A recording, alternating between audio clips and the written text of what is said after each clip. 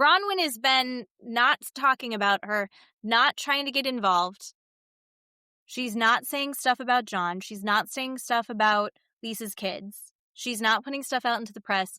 Lisa's talking about them, and Lisa's trying to get bad stories out there. She's trying to get conversations to happen on camera that, and so are they. They do the exact same thing. What did Bronwyn do after Angie told her something? She walked up to Britani and say, Angie just told me this about you. Bronwyn does that shit all the time. But not in the same way. Like, I don't think that she has the same... I genuinely don't think that she's doing it with the same intentions. I don't think she's like, you would not believe to do... Bullshit! Do you think Bronwyn's not saying, I saw your husband doing X, Y, Z? Actually, that's not true. She did. She was like, you're right. No, I'm backtracking. You're 100% right, because she did. She was like, I saw Seth out to dinner. So you're right. That's fair. She is. I just don't like how excited about it. Who cares? It's Lisa's personality. Listener discretion advised. Adult language and mature content.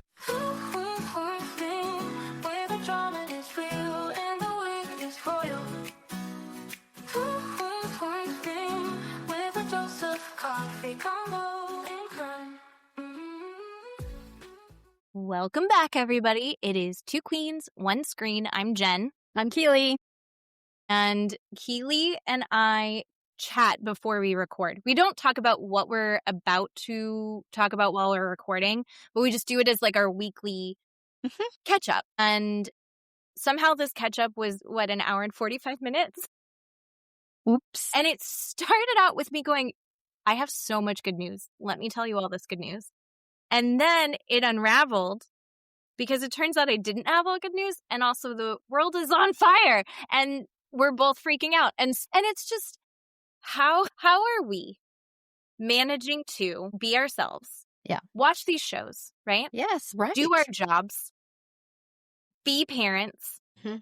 Be wives. Be workers. Did I ever see you do our jobs? I'm also working out and on a diet right now. Why?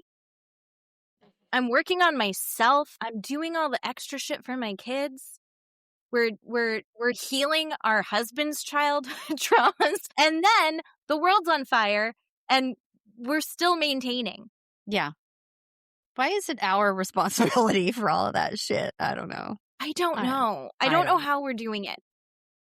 And yeah, so I just want to say to everyone, just fucking, what is it? The English version? Keep calm and carry on. Yeah. Is kind of like what we're doing, right? Yes. But I was going to tell you that when you were telling me that, I thought that this would be a perfect segue into the two things that happened to me this week that are kind of comical and kind of go with that.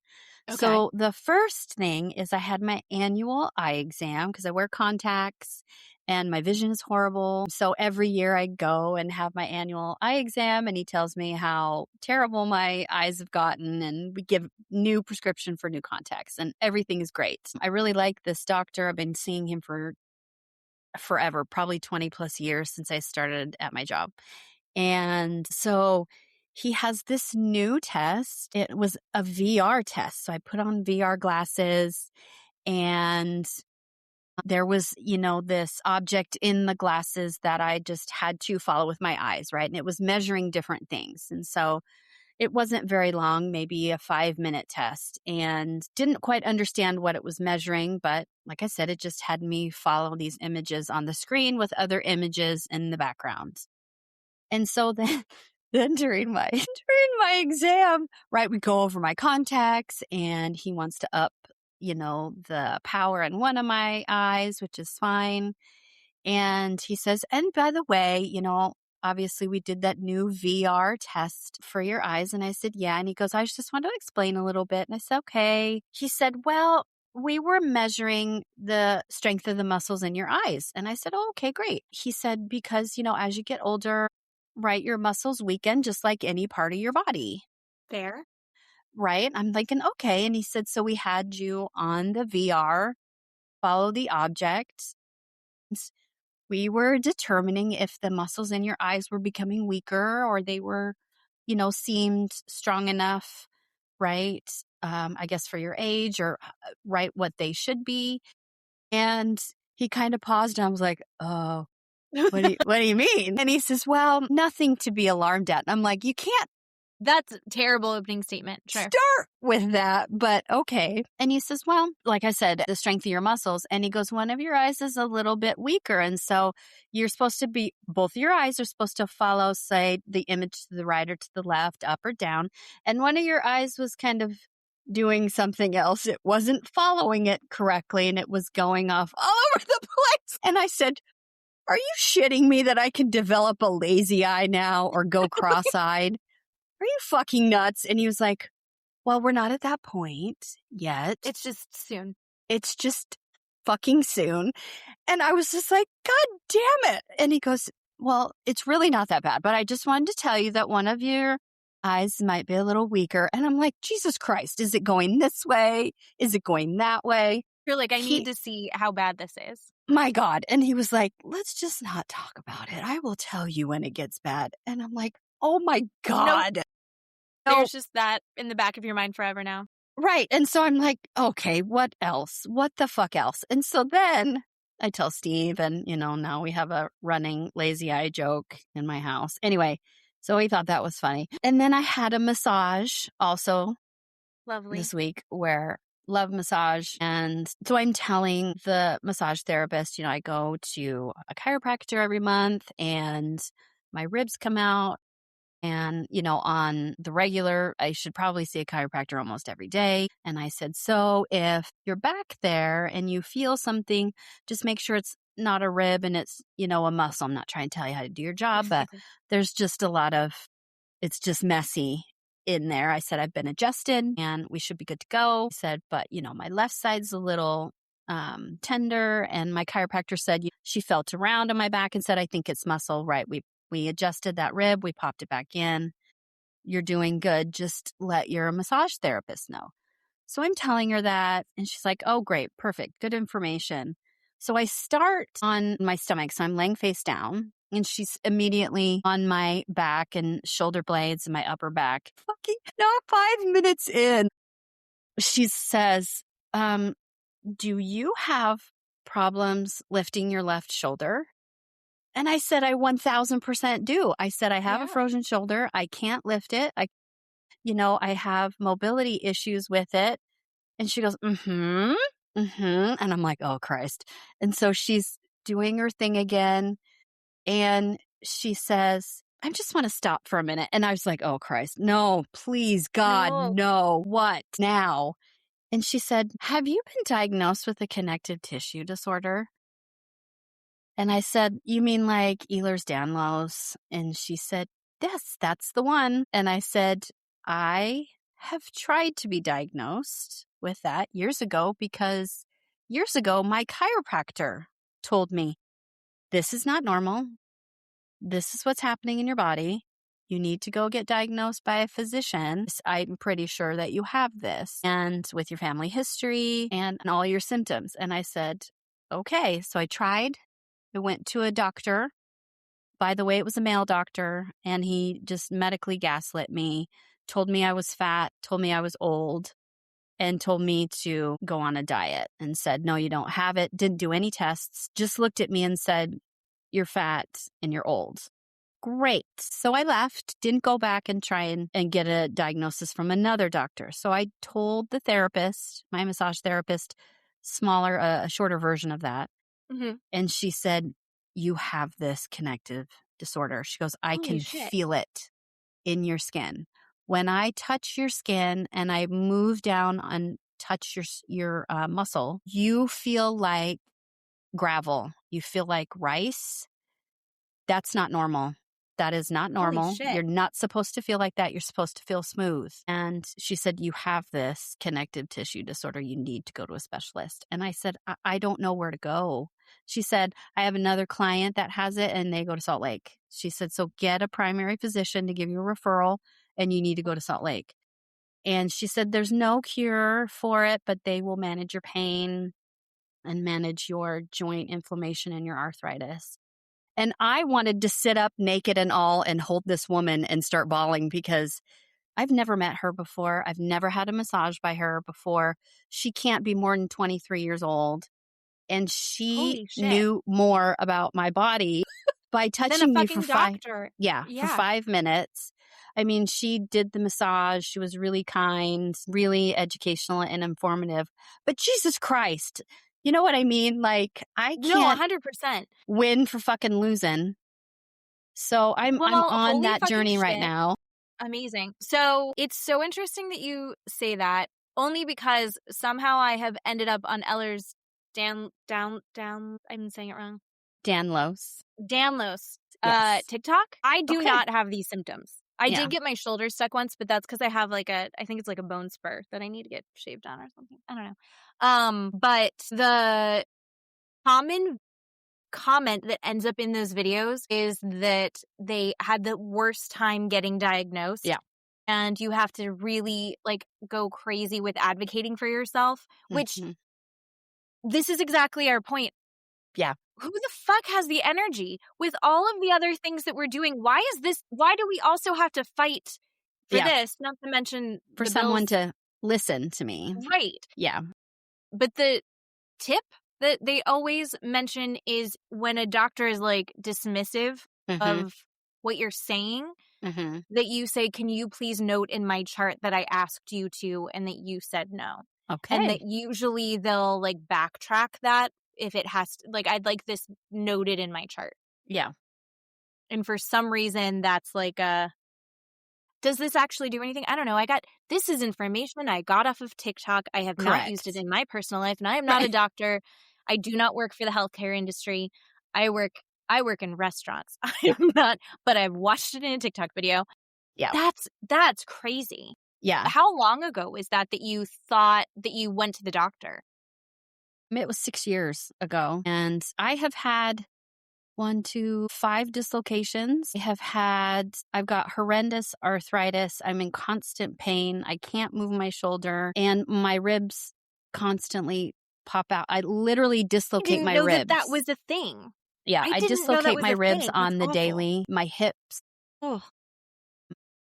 fly out. This massage therapist she is my, I don't know. I was so happy that someone validated how I feel. And like I said, I don't expect to have a cure, but if someone would listen to me and help me with my pain management and the fact that I get dislocations on the regular, I'm double jointed also.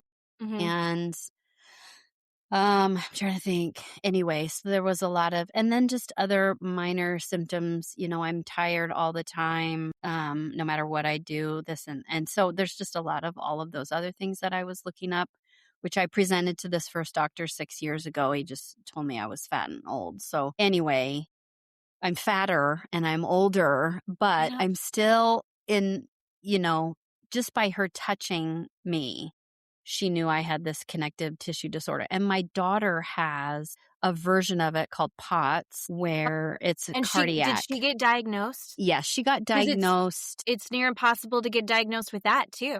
Yeah, she was a teenager. She was 15 or 16. And thank God I was still able to see a pediatric specialist at that point, a cardiologist, and she diagnosed her immediately.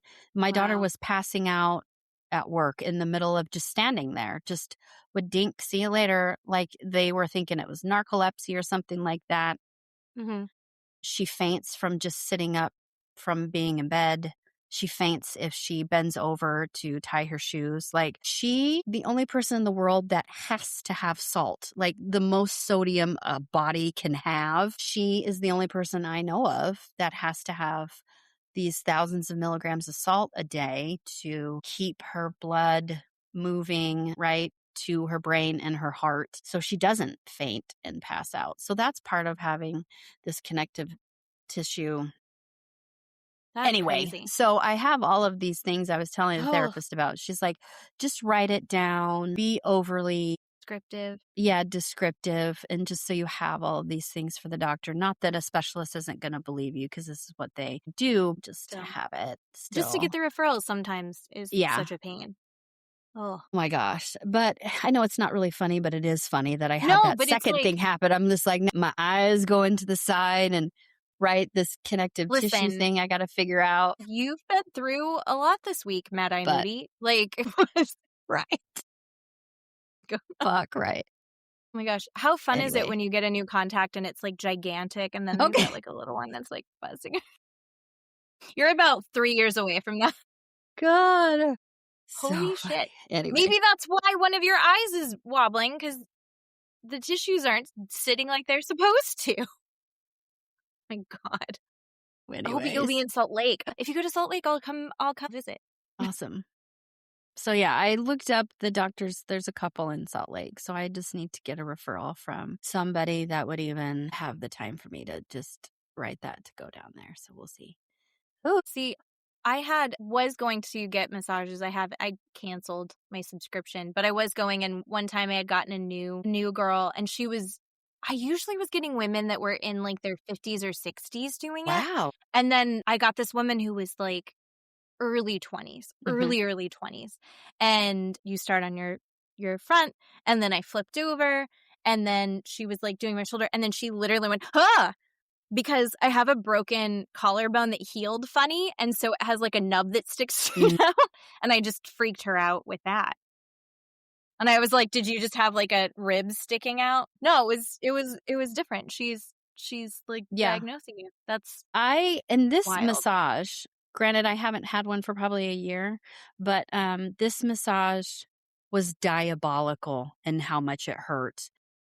Not that she had too much pressure or was being forceful or doing something I didn't want her to do, but I have so many problems under there that and so many knots and things like that, probably stress from other things I'm dealing with, but that it hurt so bad. I was almost in tears quite a bit of the time. And she just apologized over and over again. She's like, I know this has to hurt, but I really got to get through the gravel and get to it. And that having my skin be described as gravel does not make me feel great, but her having to work through that had not probably been fun for her. But but blessed be her. Yeah. That's wild. Anyway. Well, I'm glad and also sorry. Yeah, I get you. That's all right. That's crazy. So what all are we talking about this week? We're going to do Beverly Hills, Traders, and Salt Lake. Do you want to do that? I didn't watch Beverly Hills, so you're going to have to give me a Beverly Hills story time because I didn't watch it. I wanted to. I made a shirt this weekend. I know you did. Look at you. I really haven't watched that much TV. I didn't watch Traders until today. I didn't watch when Real Housewives Salt Lake was today too. Yeah. I've just been working on other things, trying to not be on my phone. So, and keeping my hands busy and that kind of thing. So, all right. So let's start with reunion, because the whole thing is wild. I felt like this episode was better than the last episode, but still very intense. And I don't know that I've changed my mind on anything. I feel like we're going to fight. We're probably going to fight. I have a few overarching questions that I just want to throw out there. Okay. And then we'll kind of address these questions as we kind of go through things. All right. Who of these women would you actually want to be close friends with? You don't have to answer now, but Well, I'm still going to stick with Lisa and Meredith. I would still be close friends with them. I'm still going to go there. Don't feel like I could be close friends with them because I feel like for me, my personal opinion is I feel like there's this undercurrent of they genuinely feel superior to everyone. So do you, bitch.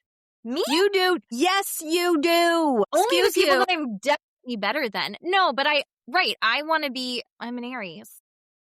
Excuse you. I couldn't. I think I'm great. I don't think I'm better. You can't be friends with them because you are identical to them. Maybe. Hello. Maybe. Hi. I think Angie is the only person I'd want to be friends with, like in real life. I think it would be fun to hang out with all of them in different circumstances. I think they would all be fun in different circumstances. But like, I don't think I could actually be friends with any of them except for Angie, which is so weird because I hated Angie last year. I think she's come around and gotten herself more together this year overall. But I think, listen, none of this show would be fun if none of these people were divisive and controversial. No, right? I get that. They have to be flawed Right. in serious ways to even be on this show. So I Yep. get that. Yep. But I don't know. I'm struggling a lot with, like, I would be friends with Kyle Richards. I would be friends with Dorit. I would be friends. Oh my God, I would love to hang out with Kathy Hilton. You know, I would like, love to hang out with Erica. I think Erica would be really I would fun. love to hang out with Erica Jane. Garcelle, I think, would be fun. Jennifer Tilly is my number one. Right? Yes, 100%. New York, there were people that I like loved. And this show, this season specifically, this season has just, these women have just torn each other down to this point that they are all playing in the mud. Like, they're in the mud so hard that, like, it's gross to me at this point. All right. My other two questions is, one, and this is just going to be constant, is this all a conspiracy? And it's either a conspiracy by Lisa and Meredith, or it's a conspiracy by Heather, Whitney, and possibly Angie that they've, like, really drummed up. I know that you think it's, I think everyone is doing it. I think everyone is doing it to different levels. Like, I think Meredith is doing it worse than Lisa's doing it. I think Heather's doing it worse than Angie's doing it, but I think they're all in the mud doing it together. But who's doing it the worst? Heather. I guess. I think I wouldn't disagree. I think Heather. After this episode, I would say I'm more like Heather knows what the fuck's going on. Then my last question is this show going to be able to survive? Like, other than, like, a serious reset of either the cast or everyone, like, actually saying clean slate will move forward, which I don't think anyone is capable of. Case in point, this reunion. I don't know if this show can survive, is what I'm wondering.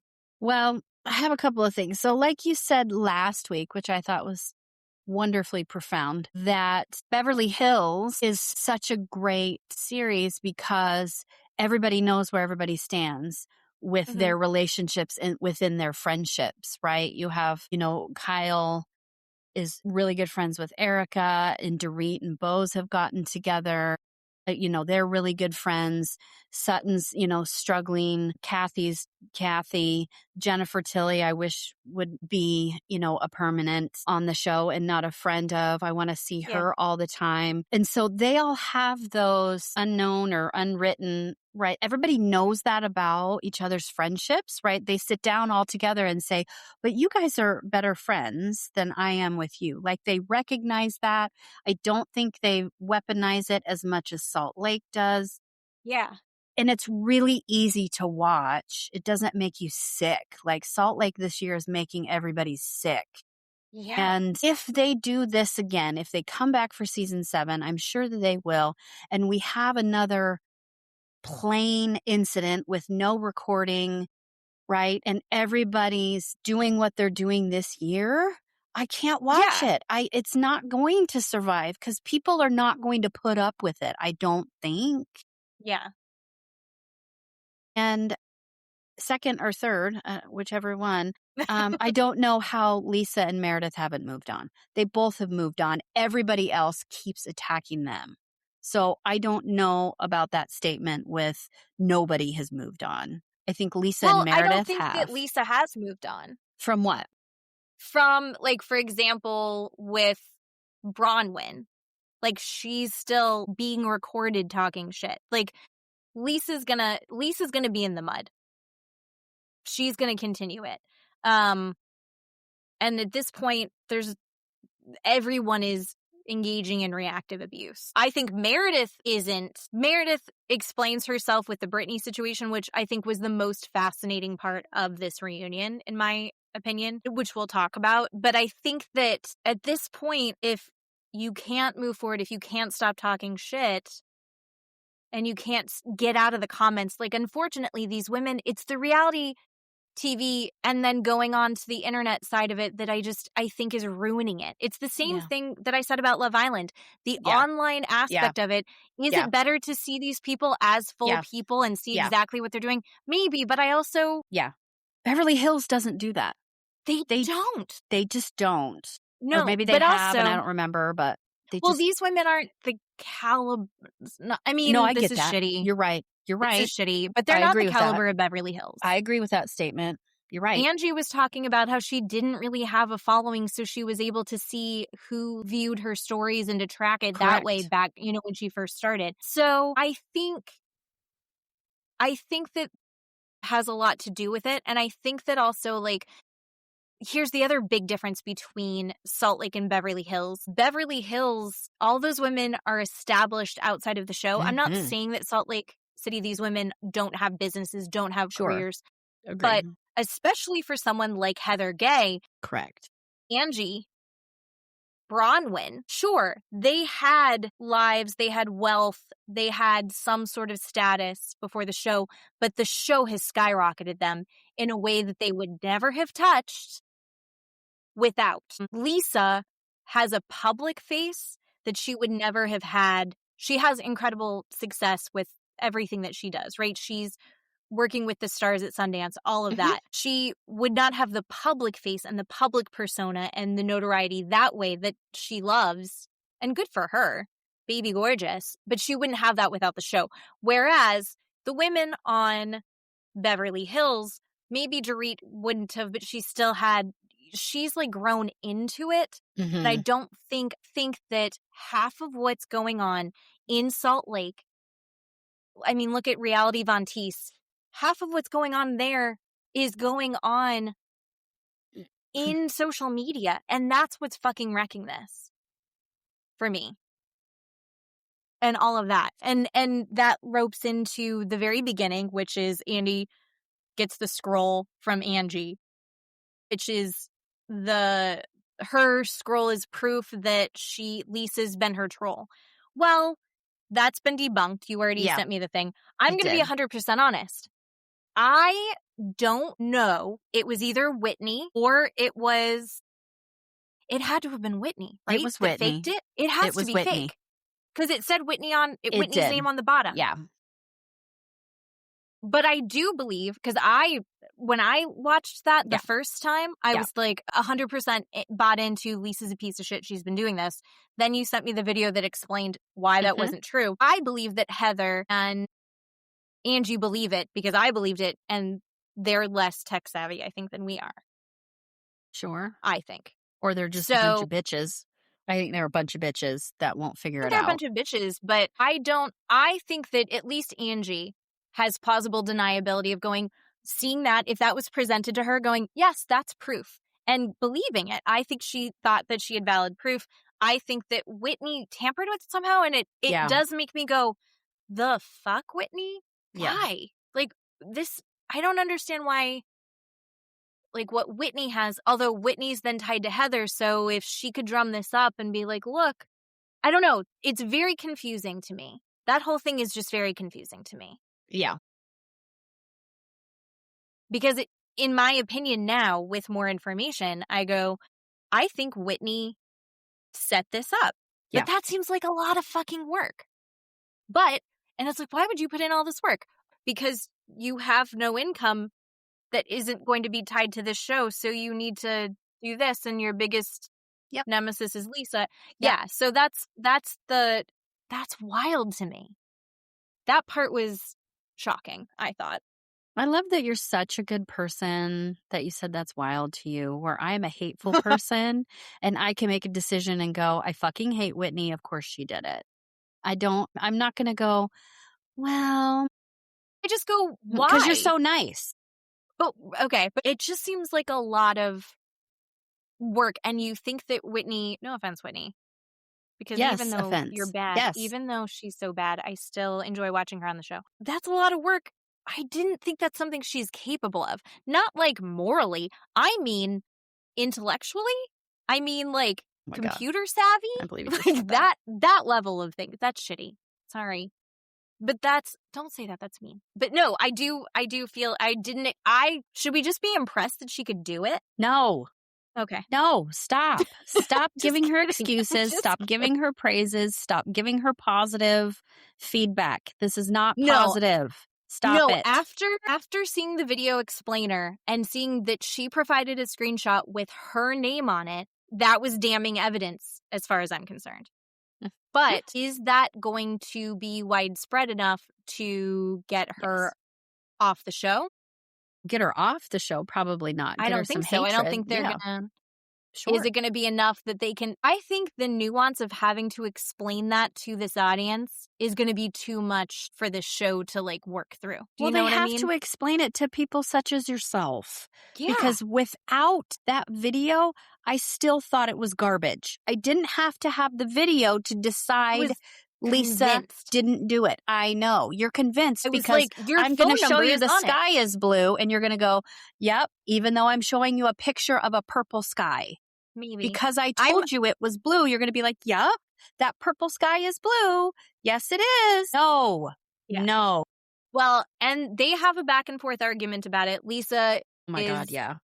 Like, no, not true. And she's showing something on her phone, but they're not really, it's not helpful. Everyone is just screaming over each other to the point that it lasts for way too long and Andy walks off the stage.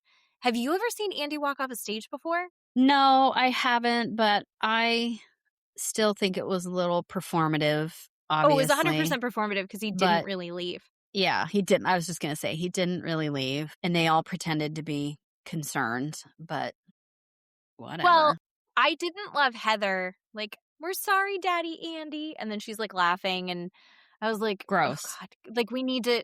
This is just another example of Heather is going to do whatever she can to make a joke instead of feeling her real feelings. And that is because she has a lot of religious trauma that she needs to work on. No, and I don't see her working on it. Stop. Then they bring up Meredith was seeing a guy when she and Seth were broken up, and Lisa brings it up to say that Heather still has photos of on her phone about it, and Heather's like, no, I don't. It didn't make sense. No one cares. Literally no one cares. Like, we already know. Meredith talked about this in, like, the first couple seasons, what happened with Seth, and that they had, like, taken time apart, and they had both seen other people. Why are we bringing that up? To be fair, Lisa brought that up for some reason, but also Heather brings it up again later. Why?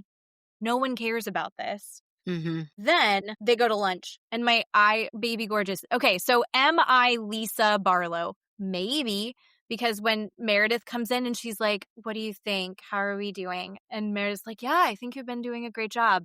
And she's getting her hair brushed, and she's like, but what part? Right, what that's part you. was I doing a great job? That's you, me. Dude. Yes, it is. I literally wrote which part, and then I wrote me too. Like that's me. I do see myself in Lisa Barlow in that way. Yes, thank you.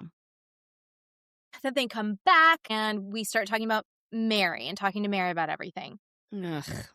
They do her like recap, and then they start talking about Robert Jr. That feels, listen, Mary's awful. We have to set all of the bad parts about Mary aside for a second and look at her just as like what she's doing as like dealing with a mom with a kid in addiction. Nope. No. I'm No? not going to do it. Do you know why I'm not going to do it? Because No. when Andy said, have you gone to see Robert Jr. in jail? She scoffed and said no. She's too good. Well, she doesn't like to. Nope. The Too smell good. of hospital. Don't I'm not care. saying that this is okay. I was Yes, you surprised when are. she wasn't going to go too. No, I'm not saying that. I was surprised to hear that she wasn't going, but she talks to him every day. I do think that her saying like he has to be in there, they're not doing whatever they can to get him out as soon as possible. No, she also said if God gave him this, I can't remember her exact words, put this in front of him and this is what he has to go through, then he's meant to do it. That was really weird and uncomfortable how she said that. Really? I thought she meant, okay, I interpreted it as he is in jail right now, and he is dealing with the consequences of his actions, and he's going to sit in there, and I know he's safe. I know he's clean, and he needs to go through the consequences of his actions on this. He was on drugs. He's delusional. He's got to deal with the consequences of his actions is how I interpreted it. And that God is going to, by giving him this struggle, he's going to learn from it and get better. Well, I understood that also a little bit, but how she said it was really uncomfortable to me. And I took a portion of it differently, I guess, is what I mean. So it's like just because I'm not religious, so when she said, God let this happen, I think maybe those were the words, God let this happen, and so it's something he's supposed to go through. I don't agree with God let this happen. That is something I felt uncomfortable about it. Like my stomach hurts even saying that. Okay. Where I go back to watching that documentary and listening to how horrible she is and remembering she had that woman literally die in her service. Yeah. That came off like that kind of Mary. Mary flips in an instant. Mary 100% is, just for a quick second, Lisa stood up for Mary about the cult documentary. Why are we talking about this? This is old news. And then when Andy talks to Mary about Lisa, she flips and is like, Lisa's dark and I don't like her, and is very negative about Lisa. She goes back and forth. Yes. She's kind with Lisa, and then she's mean with Lisa, and then she's kind. Shit's scary to me. She did it to Whitney on the couch, where Andy goes, that you believe, the people in your congregation believe that you actually are God. Yeah. And she turns to Whitney as an aside and says, you're the one that actually said that. Right. And Whitney's done a 180 on this as well. I when he was like, do you still think that? And she's like, I think it's so great that she's getting the support that she needs. And I think it's awful that people are coming, it was both Lisa and Whitney have just 180'd.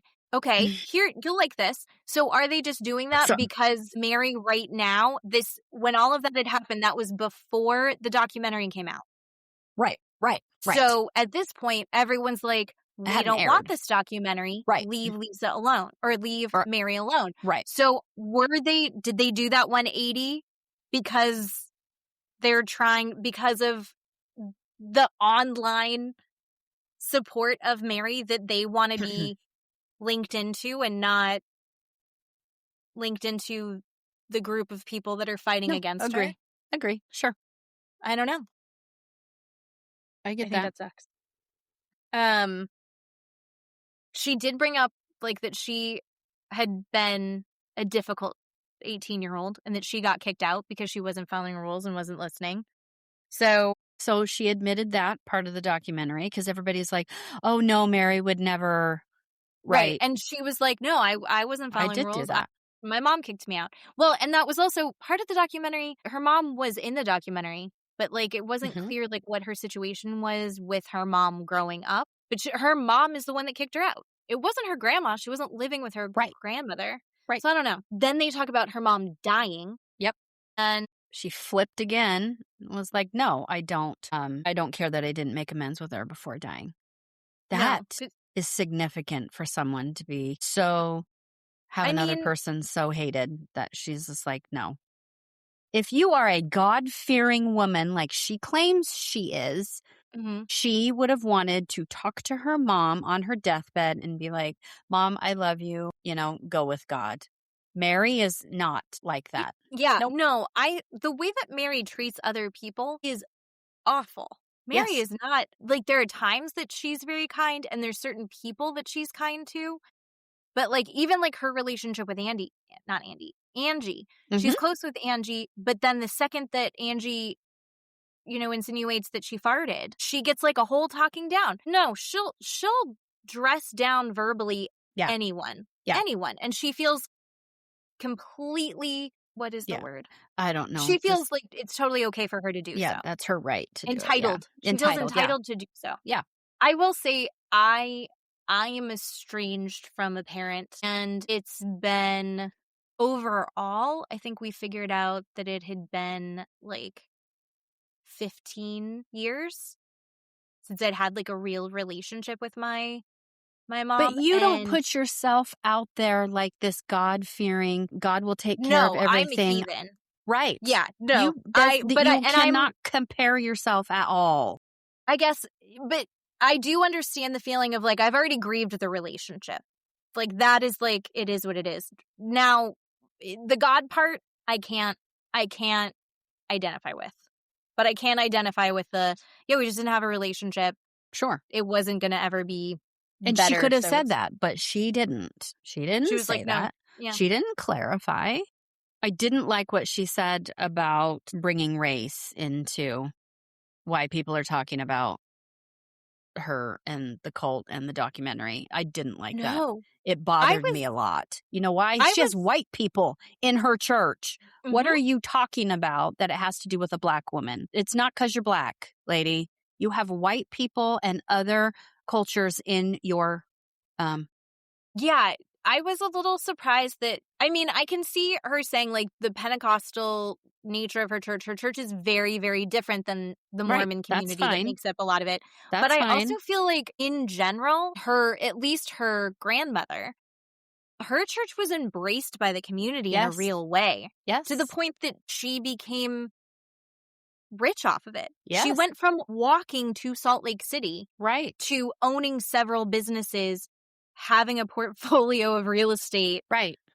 The jewels, to provide the cars. These services and these resources for the black community. That's why her grandmother went there. Because Utah is predominantly white and there was no black people around significantly. So she went and provided all these services and resources for the black community. And then Mary uses it. I don't like that. Stop. I was confused by that because we're not seeing it. I don't know. I mean, the documentary at this point, what she's saying, the documentary hadn't come out yet. That's not what the documentary was leaning on. No. At all. No. So I don't know if she had seen it yet or what, but it was not a no. Nope. Granted, I'm also saying that as a white woman, so I'm also not going to say too much. Then they were talking about, somehow it came up about Vita Tequila and how Lisa gave it to the Church of Satan, and the Church of Satan was like, no, we didn't. I'm wondering if Bronwyn brings up the point, listen, there's two. One is a fantastic, political action group. The other one does embrace Satan. So, we don't know which one it is that she gave it to. And Lisa's like, yes, I definitely did. And Meredith was like, I thought you were joking. I thought that was a joke. And Lisa's like, no, I sent 2 cases. And then, so my question is, Jesus, because Whitney says that Jesus would not, what would Jesus do? Jesus would not have given the tequila. And Lisa's like, Jesus would have given the tequila. No. Would Jesus, you would know better than me. Would Jesus have given the tequila? No, I don't think so, but you never know. I mean, I don't know, they drank wine when Jesus was around. I know he turned water into wine. Right, so maybe he would have. I don't think Jesus would be, I think Jesus would be like, I don't know why you're concerned about vodka right now. Let's talk about, I'll make sure you're fed. I'll make sure you have what you need. But wine has antioxidants, better for your body. That's not our priority right now. I just thought that was such a bizarre, and of course I was like, I don't know. Then we get to the Britani calling Mary the least Christ-like person she had ever met. And she's like, and I said that in the heat of the moment and I meant it in the moment, but I am really sorry because that was not a very Christ-like thing of me to say to you.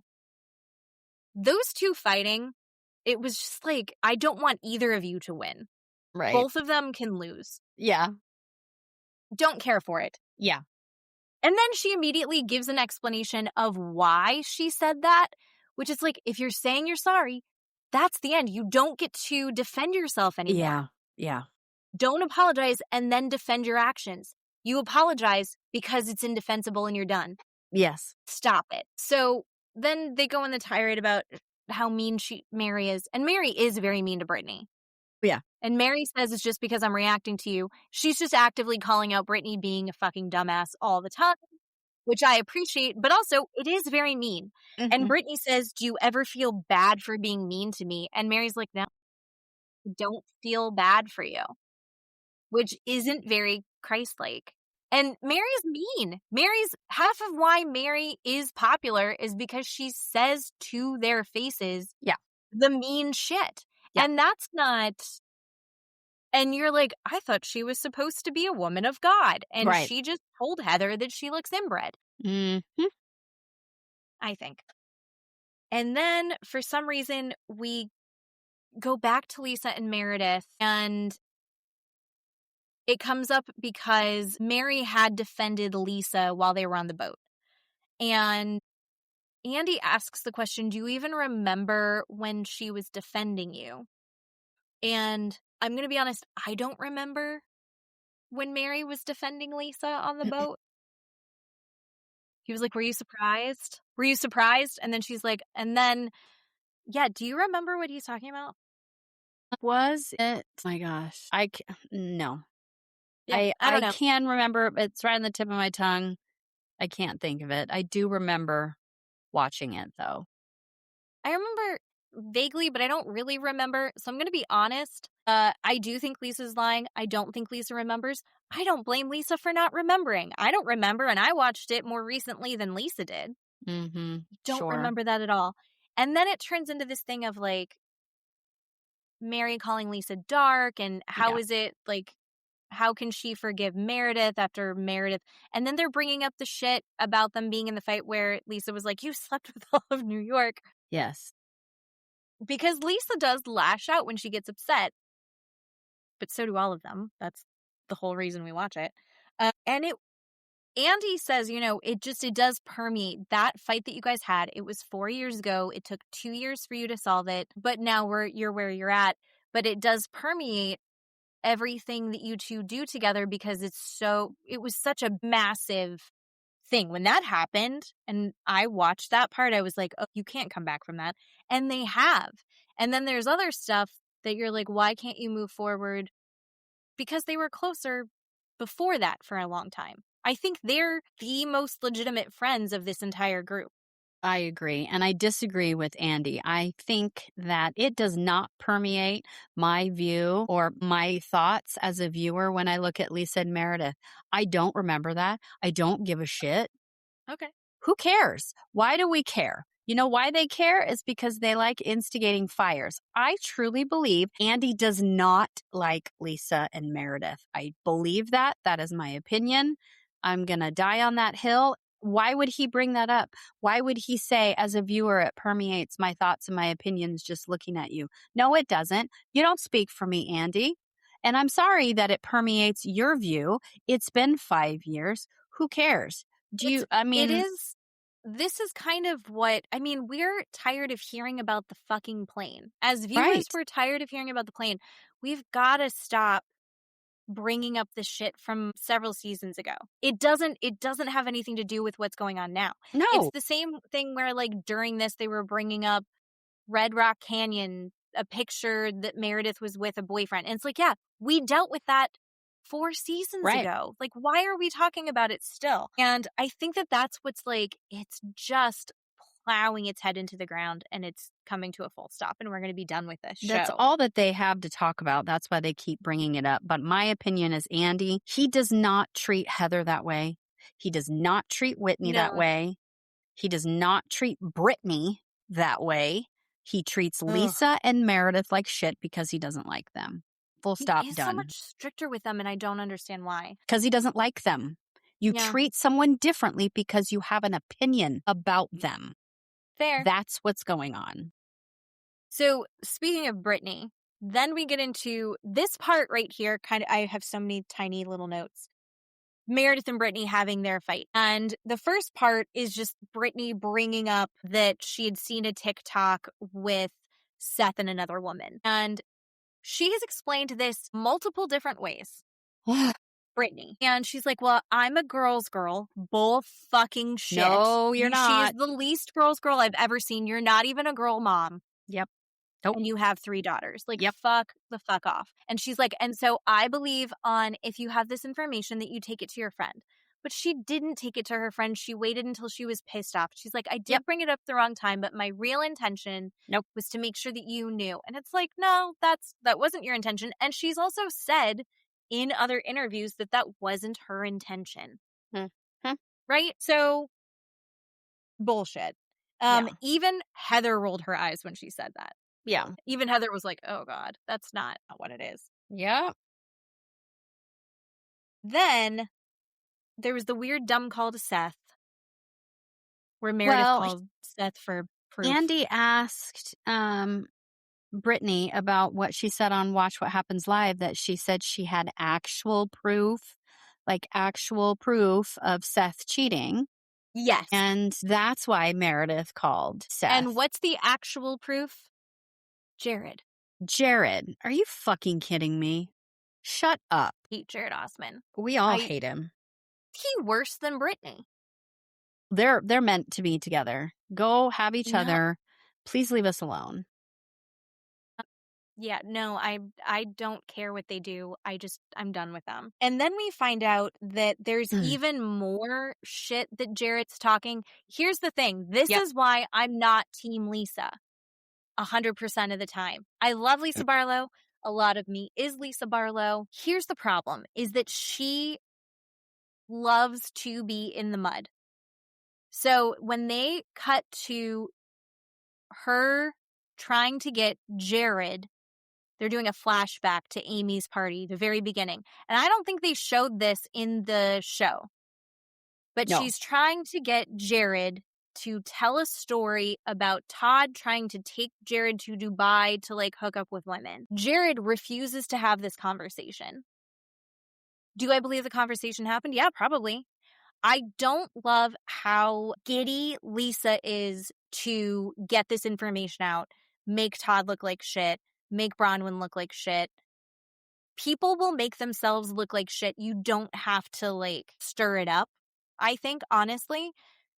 And that's the same thing that I would say to fucking Whitney.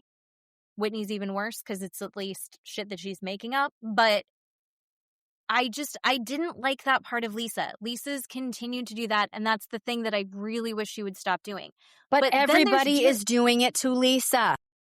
Why would she not do it back? Bronwyn is doing it to Lisa. Whitney, everybody was attacking Lisa. Why is it? Because why is it okay? Lisa's not stopping. It's been proven. Neither are they. Bronwyn's not said anything. Bronwyn has been not talking about her, not trying to get involved. She's not saying stuff about John. She's not saying stuff about Lisa's kids. She's not putting stuff out into the press. Lisa's talking about them, and Lisa's trying to get bad stories out there. She's trying to get conversations to happen on camera that, And so are they. They do the exact same thing. What did Bronwyn do after Angie told her something? She walked up to Britani and say, Angie just told me this about you. Bronwyn does that shit all the time. But not in the same way. Like, I don't think that she has the same... I genuinely don't think that she's doing it with the same intentions. I don't think she's like, you would not believe to... Bullshit! Do you think Bronwyn's not saying, I saw your husband doing XYZ? Actually, that's not true. She did. She was like, you're right. No, I'm backtracking. You're 100% right, because she did. She was like, I saw Seth out to dinner. So you're right. That's fair. She is. I just don't like how excited about it. Who cares? It's Lisa's personality. Who gives a fuck? Who cares? It feels I don't know. I think it's like the like giddiness to hurt in this like very personal way. I don't know. I think the giddiness is what makes me uncomfortable with it. I think if you're like, I don't know. And I just, at least Bronwyn's going person to person. She's not screaming it out at a dinner party. Do you know what I mean? To other people. Dude. She's keeping it within the group at least. It's the same fucking thing. In the end, it's the same fucking thing. But that part was uncomfortable to me. Then they're still on Britani, and they bring up the seizure comment. And then Brittany's like, my daughter also had seizures, and seizures are serious, and it was offensive. And then she does a fucking imitation of it. Oh my God, this impression or imitation was horrific. She's like, I was triggered. And then she does an impression of it. It was disgusting. Like, that was so uncomfortable. Like, she does not, she does. And then she's like, I said sorry. And she's also like, I didn't say that she had a seizure. It's like, sorry, something weird's happening outside. I was like, no, that was Britani sucks. And then it comes out. Meredith is like, I was surprised that Meredith wasn't, or Meredith was like, I was surprised that Heather wasn't being supportive of me on the boat after she brings up the TikTok. And I confronted you about that. And Heather's like, I did support you. And then you see the video, and Meredith, as they're leaving the table, Meredith's like, how come you're not sticking up for me? This sucks. And Heather goes, I'm just trying to survive. And they said something else, and I couldn't pick up what they were saying. Yeah, but it sounded like it's for the show, or it's for the cameras, or something like that. And I was like, ugh, I don't love that. But then that just escalates, and Meredith is like, she's been screeching at me. And apparently screeching is the word that was too much for Heather. And Heather's like, fuck you. We're never friends again after this moment. That was like her threshold. And then she's threatening her. She's like, it's going to be a bumpy ride. Things will never be the same. And I think even Lisa's like, so you're threatening her? And she's like, yeah, I am. It's like, Heather, what the fuck? Why is screeched the word that like set her off? Well, it's because that Heather and Lisa won't fall into line. They won't do what Heather tells them to do. And so now that they're standing up to her, she's finally saying, now I'm done. We're not friends anymore. I can't fucking handle Heather. There is something wrong with her. You treat people that are supposed to be friends like that. She lies behind their backs. She talks about them behind their backs. She gets things to be put on camera on purpose because she thinks it's funny. And then she has a double standard and expects people to talk about their life when she won't talk about her life. And P.S., there is something wrong with her face and her plastic surgery. What has happened to her chin and her jawline? What is going on? It all down. She had a bucket face, but she had a very square face. And like, I also kind of do. And it's like she took off an inch of the back of her jaw. Easily, she has had more done. It's a little disconcerting. It's. And then I think, she's on Ozempic or whatever, the GLP ones. She's on that. And so she's like having to make up for all the things that you lose while you're on those. I don't know, but they're talking about the plane. And Andy's like, why did not anybody record this? And Heather says, well, Whitney said something to me before we came on camera. Whitney says, I really wish I would have pulled out my camera and filmed the whole thing. And Heather says to herself, what piece of shit would sit around and record their friends and film the whole thing? And basically calls Whitney a piece of shit. A piece of shit. And Lisa's like, look, she just called Whitney a piece of shit. And Whitney's like, no, she didn't. I was like, 100% she just did. 100% she did. 100% because Heather thinks she's in control. And Heather thinks she's running the show.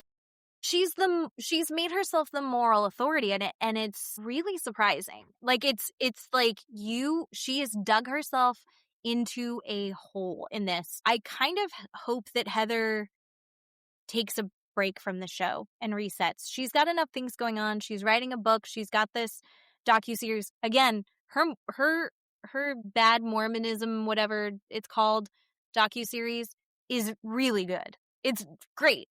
And I think she's doing good work there. I think what she's doing on this show, I think it's bringing all the darkest parts of her, all of her biggest insecurities up to the surface in such an unhealthy way. And I'm going to blame it on her needing to get a storyline. Her career is doing well because of this show. And how is this show doing well? And how does she keep up controversy with all the fucking social media shit and building all the mess in there? And it's just exhausting. And I think that she's I think she's the reason this season sucks so bad. Yes, she definitely is the reason this season sucks so bad. And P.S., I don't give a fuck about any of those excuses because, like I said last week, I'm not saying they're Heather. excuses, they're explanations. I don't care. I'm not saying it makes it don't okay. care. I don't Okay. care. I don't Okay. care. I have made up my mind. I don't like it. I don't Okay. like her.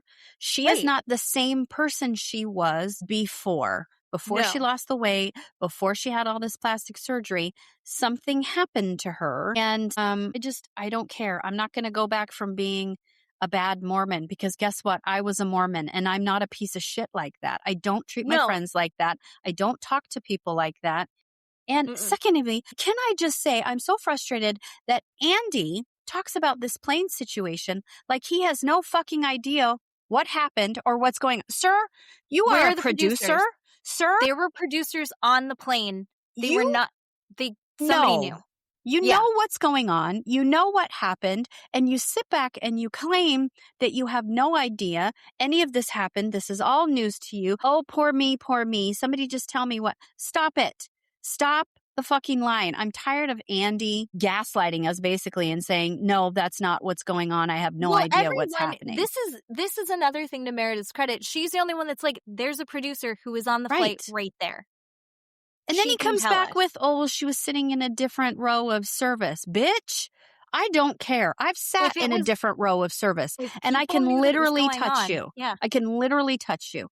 So he knows that was absolutely ridiculous. And by the end of this entire plane situation, every single person basically agreed that what Meredith did, they all blew out of proportion because they were yelling at her saying, oh, now you remember. Oh, now you remember. Oh, now you remember. She's like, yes, I remember, but that's not what I did. What you're saying is not what I did.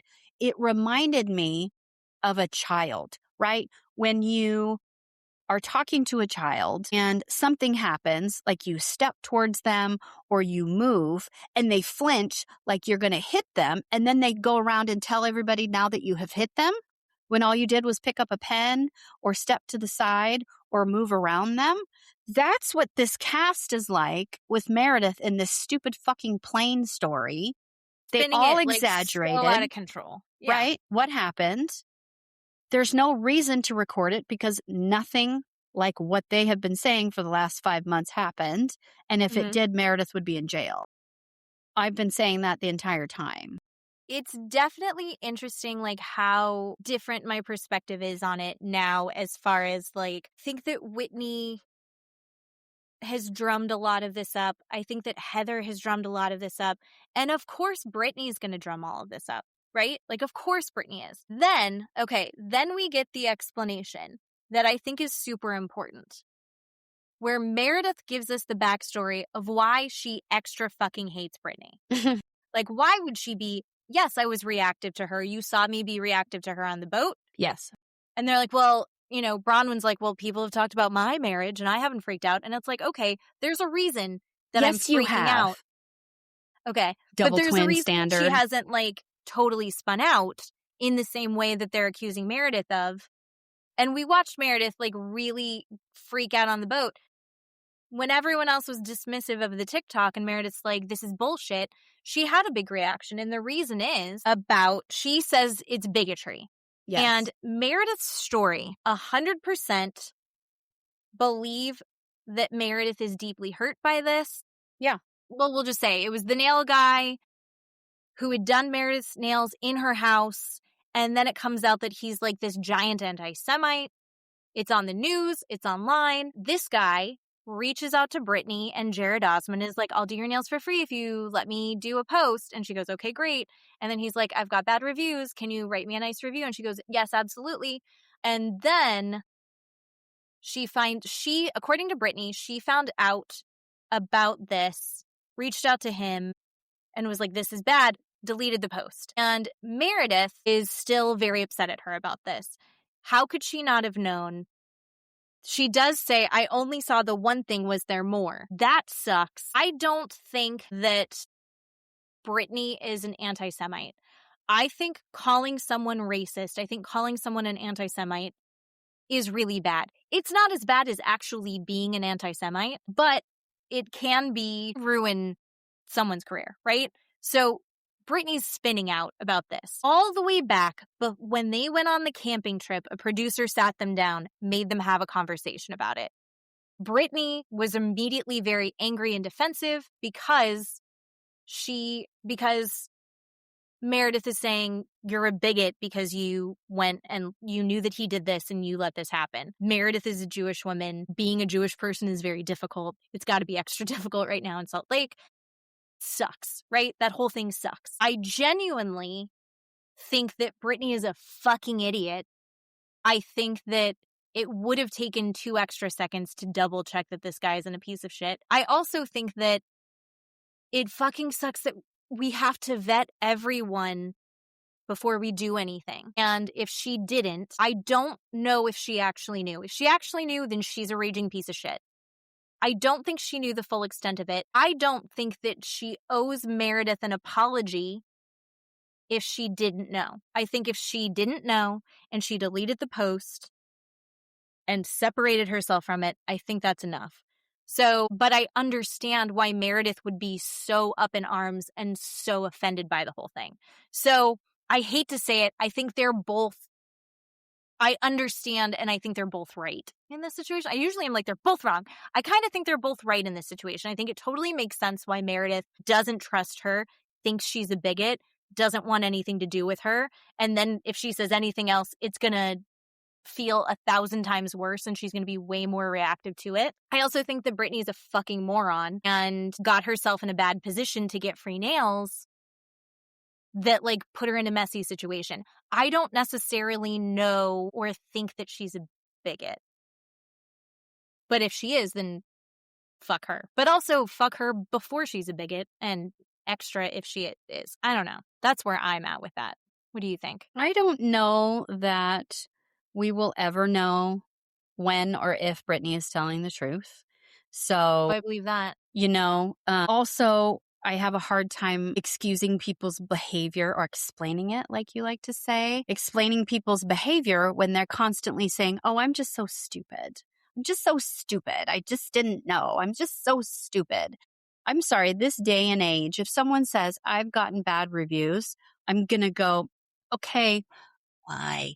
What are your reviews? Yeah, why? like why didn't she look into Britani why? is not that stupid that she couldn't go, why? Why do you have bad reviews?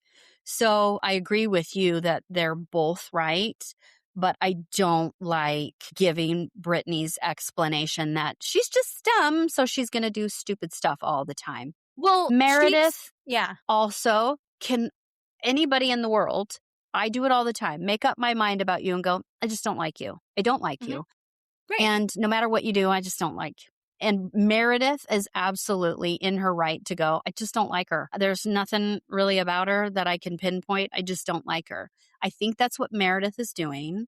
She just made up her mind about Britani that she doesn't like her. And this aggravated and triggered that. And so she's kind of using it as this is why, which is fine. It's a concrete thing. Anything that's going to back up the dislike that she already had. I think that's valid. Right. I think that's valid and fair. Right. But I'm not particularly like, you are a fucking asshole in this situation. Like, I think it makes sense that, again, I think it makes sense that Meredith's upset. I think that it is probably terrifying. No matter what, if she is or if she isn't, that is going to put Britani on her toes for the rest of forever because everyone's like waiting to see. Right. Everyone's going to be waiting to see. Is she going to slip up? Is she going to say something stupid? Sure. And the second that she does, then she's fucked. And so I think it makes sense for her to be freaked out. I think it's good for her to be freaked out. I don't know. I think that all of us should be a little bit more thoughtful about the words that we use and think about the choices and the biases that we have. And I don't think she does. I think that if she did see it and she was like, oh, that's the one thing, I think she's so unaffected that it doesn't occur to her how really fucking shitty that is. Right. So. I also was really bothered by her overt overreaction to the entire thing, screaming and crying and saying, this is bullshit. I'm tired of being picked on. I'm sorry. What have you bitches been doing to Lisa and Meredith for the last umpteen months? I'm sick of listening to everybody being upset about how everybody else is treating them when you're turning around and you're doing the exact same thing to Lisa and Meredith. This double standard is ridiculous. And it's even worse with Britani, because I found a TikTok She's awful. creator that makes these videos and explains certain things. And I found one that explained a victim reversal. And that's exactly what Britani is. Britani is a victim reversal person. It means they turn your pain into their persecution. That is what Britani does to a T, and it's gross and it's disgusting, and I'm tired of watching it. She literally walks off the stage, turns around, and screams back at people and says, "Stop calling me a victim. I'm not a victim." Bitch, no one said anything to you before you turned around and screamed back at them. Everybody was in shock, watching your performative garbage. Yeah. And then she walks off and screams and answer when there's no question or nobody posed anything to her. Are you joking? Shut up and sit down. I think she was a little surprised when no one tried to get her to come back. And I think that's why she turned around. I'm certainly not a Britani apologist. I want her off the show for so many reasons. Yes. I don't think she adds anything good. Nope. She's the little bit of entertainment that she did provide in the beginning has been overshadowed by all of this fucking garbage that we can't navigate. I can't navigate this. So, yeah, I'm done with her. And I just said that. I know. But I think we do have one thing that we need to address before we close this out. God. And that's... Don't say it. Don't say nipple. It is. She still had the nipple out. At one point, wasn't her nipple. At one point, they put a microphone on top of it. And at the other point, they took it off. I'm going to fight with you. You and I can go to our death. It is not a fucking microphone. It is her skin. Look at it. There are parts of it. It's Go back. Shadow. No, it's not a shadow. It's her fucking skin. No, there's one part that you can see they've actually clipped and they put something in her dress up against her boob. So they did that. They did after to hide the fact that her nipple had been out? Yes. And then it was gone. So it's halfway through that this thing is on her nipple. I think they just readjusted her, but I think she's working around too much. I think she shouldn't be in a strapless dress. Look at the 2 pictures I sent you. That is skin. There's nothing there.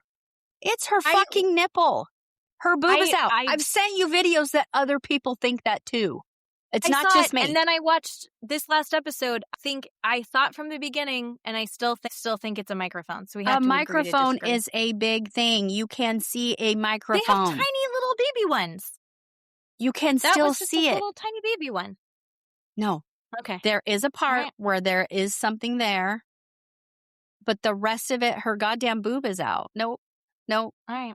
Well, we're gonna have to agree to disagree. We will. I'm good with that. All right. Do you want to do Traders or do you want to do Beverly Hills? Let's talk Traders. I did not see. I watched all the way up to where they're at the banishment table, and Michael and Colton are going at it, and Michael drops "You've been really good at holding a secret for 29 years." I didn't see the end, so I don't know what happens. I don't know if they decided on banishing someone or they're still arguing. Was the end? Did they banish someone? They did banish someone. Okay, well, we can either just talk about our thoughts or we can just go from there. I don't care, but... So, I do want to go back to... I thought it was a weird choice that they got rid of Monet. Yeah, I thought that was weird, too. I thought that was a weird choice. 2, I think that Candace, as a traitor, is terrible at this game. Yeah. I think Candace is really bad at it. She is She terrible. laughed. Yep. She almost gave herself away by laughing, and thank God Eric with the musical ear misheard. Yep. Yeah. Which sucks for, what was her name? Is it Tiffany? Were you devastated when they kicked her off? I was. I think she was the smartest person there. Yeah, I really liked her. But I think she was too dangerous. I think they needed to get, like, No, I get think that. if the faithfuls hadn't gotten rid of her, I think that the traitors would have. Yeah, for sure. She's figured that game. She had figured that game out. She was on the wrong track, but like she would have gotten it. Yeah. By the way, I also want to say, I don't think that there's a way to be a good faithful. I don't think there's a way to be good at that game. What do you mean? I really don't think. You can't be good at that game? Right. Like, I think traitors, there can be traitors that are good at the game and traitors that are bad at the game. Rob, amazing at this game. Oh, yeah, he's going to win it. Yeah. Lucking into it. Fully lucking into it. Because she went after Donna. Yeah. On a whim. And she accidentally said the right things a couple times, but it's never been on purpose. So no. She has stumbled backwards into being safe. Lisa Rinna, I think, is one of those people who's like, it's hard to be good or bad at this game. I don't think it's easy. I think you're either bad at being a faithful, like Colton, like Michael Rappaport. Rappaport or Rappaport? Yeah. There's a T on the end. Yes. Rappaport? Yes. I think that there's ways to be bad faithfuls and to just start knocking out your fellow faithfuls because you have a strong feeling that turns... And Ron Funches... We got to talk about him in a second. Ron Funches is a bad faithful. Yes. Or you're just happening along, right? Like you just happen to be doing okay. Like Tara Lipinski and Johnny. Right. Like or Mark Ballas. Mark hasn't said one word. Like, I think maybe this episode he spoke. You know, it's been... I don't even remember who he's the Dancing with the Stars guy. Yeah. Seriously. Or Steven. Right. Steven. My first car I named after him. Yes. No, agree. And then I ran it under a semi-truck, actually. Yeah. But anyway, yeah, I don't think there's such a thing as like being good at the game as a faithful. That being said, I think Colton sucks, but Colton sucks for 1,000 reasons. Michael Rappaport sucks. Michael Rappaport sucks for 1,000 reasons. Ron Funches sucks at being a faithful. He is pointed in the wrong directions. But he's so great, and he's taking this game so seriously, which totally sucks because he's so funny. He's so charming. He's such a genuinely good person. Yeah, and he looks like such a dick. Yeah, he's playing the game wrong. He's playing the game seriously. Yeah, it's wrong. And he's like, and he said exactly the thing that goes, oh, he's really serious about this. He's really trying. Duran's is like, I don't know about him. He won't talk to us. I don't know about his family. Yep. And she calls him out about that. And he has an autistic son. Yeah. He talks about amazing. He's such a good dad. He loses it. And he's like, I don't talk about my family because I don't want to get to know you because I think it'll make me biased because he takes this game so seriously. And no, like the wrong way. You're doing this wrong. This show is not to win. I mean, I'm sure it would be so nice to win this money, but you're probably not going to win the money. Just look at the odds of it. Even if you're good, there's no such thing as a good at this game faithful. You luck into it, or you are a traitor, and then you could be good or bad at this game. So yeah, I'm so bummed that you're not seeing the Ron Funches that I know and love. Because you weren't familiar with him, No, right? I have no idea who he is. He's so great. No idea I'm so who he sad is. about this. And I was talking to Dad about this today, actually, because I just watched it. And I was like, Ron Funches. And he's like, it's so sad. It's so sad that he's like this because he's such a delight. All right. Any other players sticking out to you? Any big feelings that you have? Let's see. I just have the ones that are just kind of annoying. Like Eric and Kristen just annoy me because they're just kind of there. I mean, they're playing the game. They're talking to people. The singer that I don't from K-pop, that guy Eric, and then Kristen, the chef. I just don't. They're not giving off like something I can relate to or I want to watch. Right? They're growing on me slowly. I don't know. I don't really know either of them, but I do. Yeah. I mean, I love watching him be devastated. That he was like, I heard you laugh. And then he's like, oh my God. Right. Got a musical ear. And like, you just see his whole like self-identity crumble. And you're like, oh no, you poor little thing. He's just a little guy. Yeah. Yeah. That was fun. Kristen, I think, is starting to really play the game and she's wrong. And that's fun to watch. Like, she's so confident. Yeah. Right? I don't know. And she's just wrong, so I'm enjoying that part of it. I'm trying to think. I don't know. Maura from Love Island is, I mean, I like her. I love her. You know, I love watching. So you didn't see the vote. I didn't see the votes. So I said, I turned it off. I don't know if I want to tell. I don't know if you want me to tell you. No, tell me, because I'm still going to watch it. So they go around. So it becomes this thing between, I think, Ron and Michael Rappaport. Okay, Ron and Michael is what I thought. That's who it's down to. Okay. Everyone's like, listen, we thought it was Ron. We're sticking with this. Yeah. Or they're Michael Rappaport. They're like, you're being a dick, and I don't even care if you're a faithful because I just want you out of this house. Right. Like, people were like, Johnny Weir, scathing. Yes. So Michael Rappaport says the thing to Colton. Right. About the secret. I was like, you would know how to keep a secret better than anybody. And I was like, he's just talking out of his ass and he just keeps talking. Did he mean to say that? I don't think so. I agree. You're a good liar because you were in the closet. Do you think that's what he meant? No. He's so stupid. I don't think he meant that. That's how stupid he is. Dad 100% heard he's calling him out for being gay. I didn't hear that. I don't think that. I didn't think that either, but Dad took it that way. Okay. Colton took it that way. Yeah. Johnny Weir took it that way. Yeah. All the women at the table took it that way. Right. So, like, he said that and he sunk his fucking ship. Okay. Moira? Is it Moira or Mora? I don't know. One of those. Don't know. She's gorgeous. We love her. Yeah. They go around the table. She's been kind of whatever in this game to me, right? Yeah. Like, she's just along for the ride, which is the way Gabby played it. It's the way you play this game. Yes. That is the correct way to be a faithful. Yeah. They get to her. I think she might have been the last vote. Oh. And she was like, you need to learn when to shut the fuck up. I'm tired of fucking hearing you. Michael Rappaport. Queen. I was like. They kicked him off? Yeah. Okay, I didn't know he was gone. Because usually on social media, it'll tell me, like, I can see a spoiler or something. But I haven't seen that. I didn't know he got kicked off. I have been very lucky. I avoided it all until I watched it live. Okay. And it took my breath away. I don't know if she was the last vote, but she just gave him, like, a few people said, like, we don't even care. Just, like, get the fuck out. Like, I just don't want to hear you. You're too loud. You're obnoxious. Okay. And she was just it was succinct. It was like 2 sentences. Okay. Like, shut the fuck up. It was great. And I am not a Michael Rappaport apologist at all, but I think he's too stupid to have meant about the gay thing. I'm very torn. I'm very torn if that was pointed. Because I feel like you saw the fear of God in his eyes where he was like, remember I shouldn't have said that. That's not what I should have said. Watched that after he said that, and everybody had a strong reaction. I will tell you, I had no idea what was going on. And then somebody mentioned that about Colton coming out of the closet, and I'm like, oh, okay, that's what that means. Like, that's how stupid I am that I didn't pick up on that until they said it. And I thought that, but I didn't. I was it. like, you just put your foot in it. But I thought he was just like, because he was doing the same thing with like conniving, colluding, like commiserating. And even Rob's like, that's not what that fucking.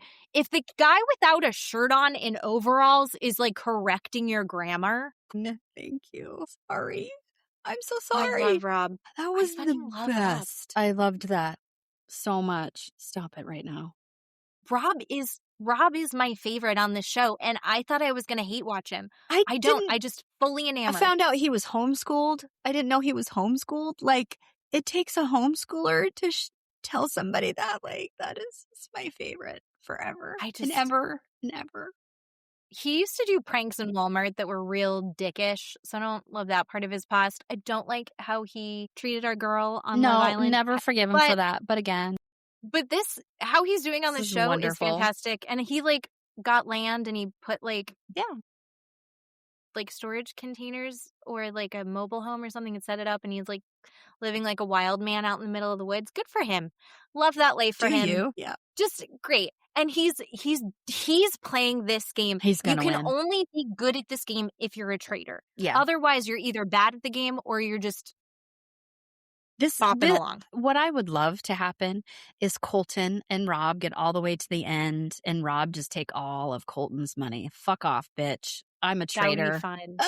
I'm a That would be traitor. fun. You suck. I just kind of want. So apparently, I had seen a video about this that like Colton will not address Yes.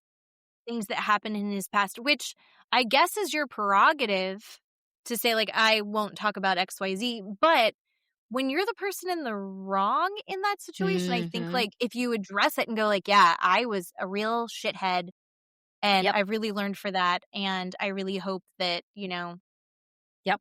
I can make amends in some way, right? Right. Like you put that out there at least. Right. And instead he's like pretending it never happened, but everyone knows about it. And it's like, I don't care for that because I also, you and I think differ on this in a lot of ways. I think that some people are redeemable. I think if he was like, I was struggling with this, I was struggling with that, instead of like working on it, I acted out and I was a real asshole and I did a dangerous thing and what a piece of shit. I'm really grown from it. I'm doing therapy, blah, blah, blah. Like just call out what you did and take some responsibility for it. And I think the fact that he's not taking any responsibility, instead he's like, isn't it so crazy that I was a football player and I didn't even know I was gay? And you're like, Nope. Come on, dude. No, he doesn't feel guilty. That's why he's not taking responsibility. And you and I even had this conversation before we hit record about feeling guilty. You're supposed to feel guilty, right? Yes. There's a reason, and we're not Yes. doing it again, whatever it is. We're Guilt- learning from it. We're not doing it again. Guilt is actually an important feeling. Right. Guilt is a feeling that if you have that feeling, you don't go, oh, no, it's not the same as, and frankly, shame, I think, is very similar as well. Sorry, Yes. Brene Brown. I think that there are times where you feel guilt, Yep. you feel shame.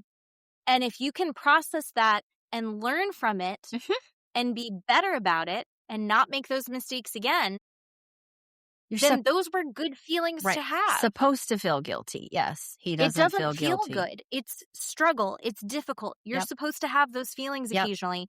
If you don't feel those feelings occasionally, you might be a sociopath.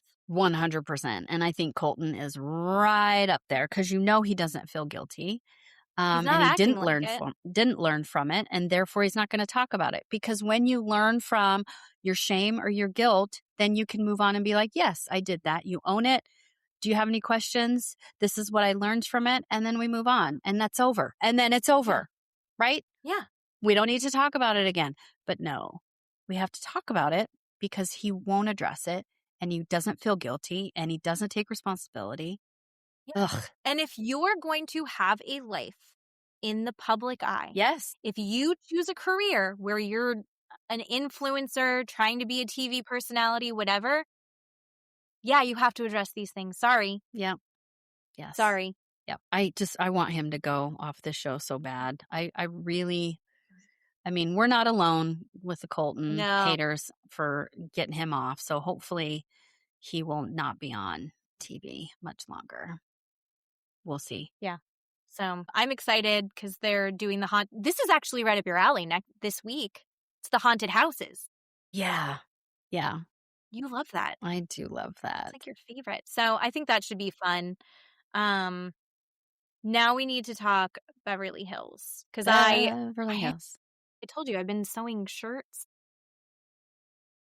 Right. Cleaning. We doing all of the things that we're expected to do as women. All the things that we're expected to do and as still women. Be sane. And I can't keep up with Beverly Housewives. So I need you Thank God to for tell the me. drugs, and the drugs are working. Is that how it goes? I took the drugs and the drugs are working. Yes. Because a year ago, right, my brain was working differently. Yes.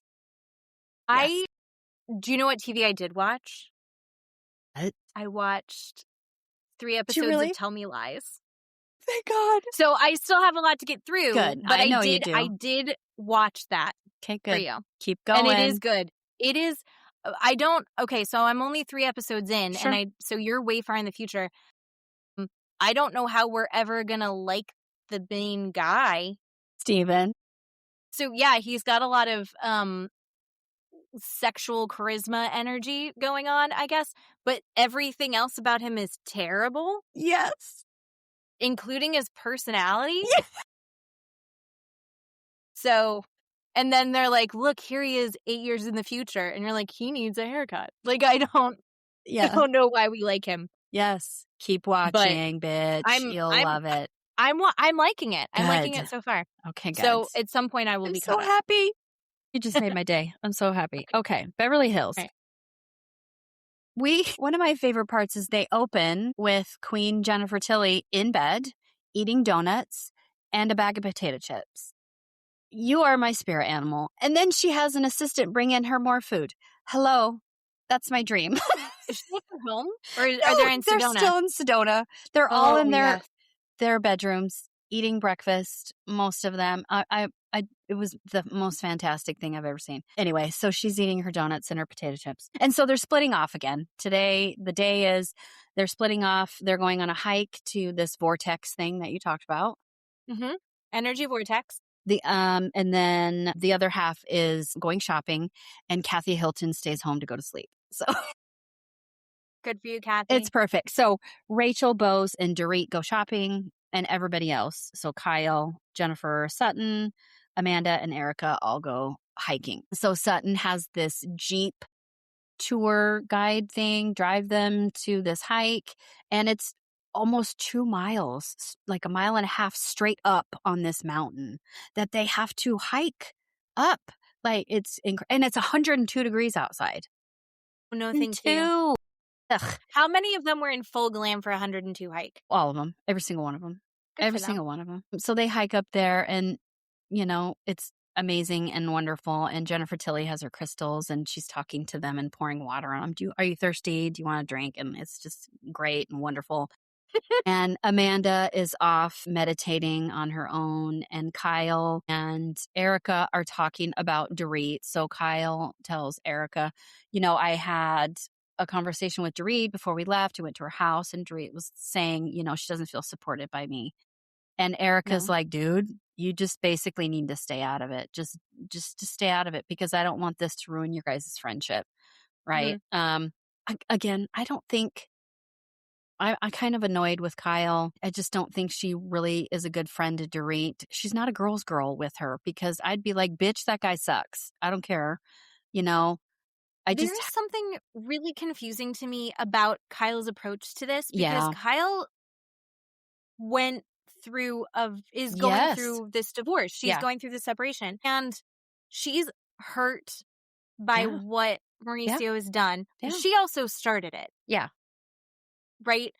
So, but then she's hurt that Mauricio is seeing other women, that he isn't coming back to the house. And then you see Dorit, who's being treated really poorly. Yeah. Obviously. This is not like a surprising thing. And it's not Kyle and Mauricio amicable at all. It's not happy.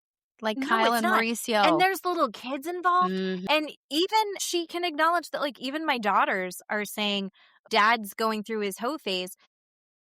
And she's like, I'm seeing how it's hurting my kids. Oh my God, look at Dorit's little kids who are dealing with this. Yeah. And Mauricio's making sure that Kyle is taken care of.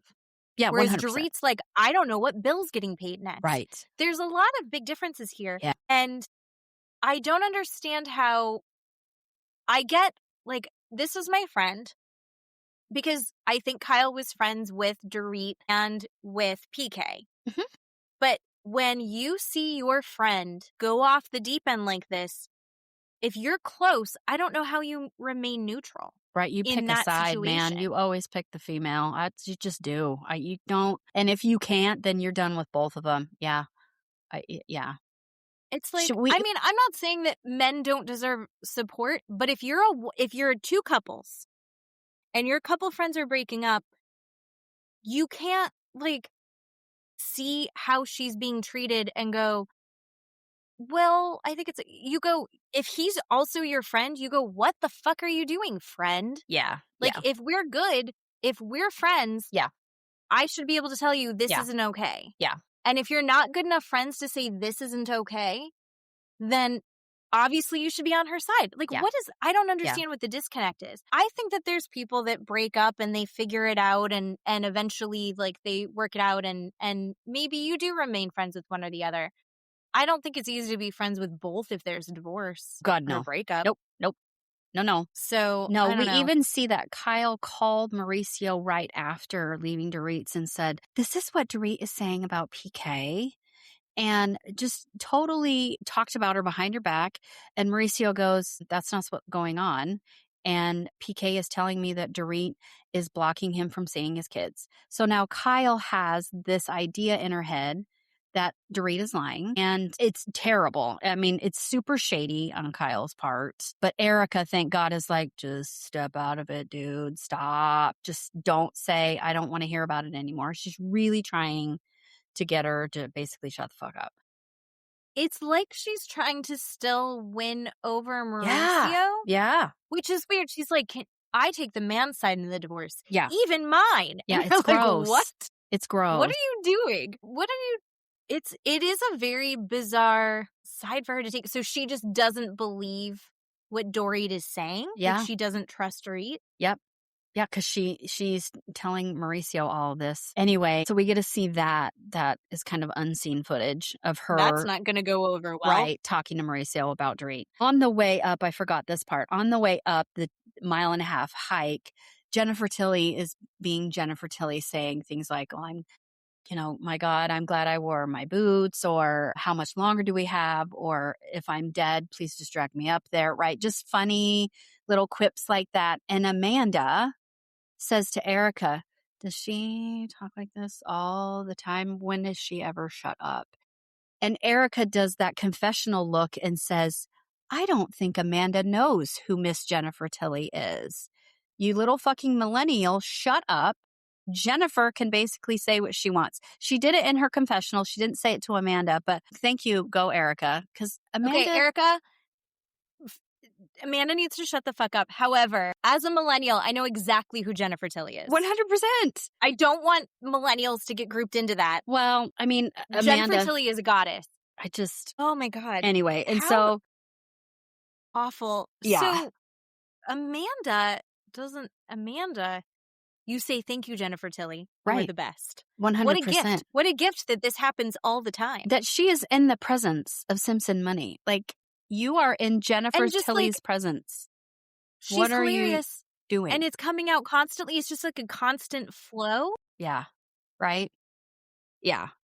Sutton goes off by herself. That's all that we see with the Vortex. So then Rachel, Bose, and Dorit go shopping. And I have to confess something that I don't know if it's because I have such a deep hatred for Amanda, but I really like Rachel, and I'm walking back my hatred from her for the first episode. Yay! I really like her. She's growing on me a lot, and I think she's so sweet to all the ladies. Mm-hmm. Anyway, so I just had to confess that. So the three of them go shopping. There's no girls girl. There's no, I just have to interject. I love that you love Rachel Zoe. There's no girls girl higher than Rachel Zoe. Rachel Zoe made a career out of going, I want everyone to feel as beautiful as possible. I want to find what makes you feel the most beautiful and make it happen. Like she's fantastic. So I'm so excited that you have come around on her. I'm so excited. I have. So the three of them are so cute and so sweet because Dorit brings up Kyle and says, I just have a hard time talking to her about my divorce. I don't feel like she supports me. And Bose and Rachel are basically validating her and saying, you're right, you need to be a girl's girl. And she's just not doing that. And so while they're shopping, they go to one store. I don't really know what it was, Crystals or something. Then they go to a wine tasting, and it was very cute. No, they have this discussion at the wine tasting, and the three of them together are very cute. Like they could be a cute little friend group, those three. Yay. Okay. Rachel was very supportive to Dorit. She was like, we should always be on your side. Fuck what he's doing. We don't care about him.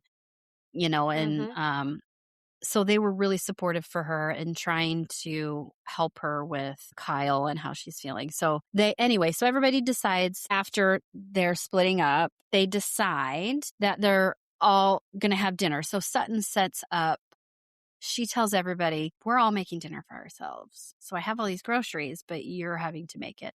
Erica is totally offended. She's like, I don't want to make dinner for myself. Why did you not hire a chef? It's kind of funny. And So you see Kathy in the kitchen making pasta primavera, right? She's chopping up vegetables and what a mom. What a big she's sister. Very cute. And Erica walks in like a little kid and hikes up over the counter. It's like, what are you doing?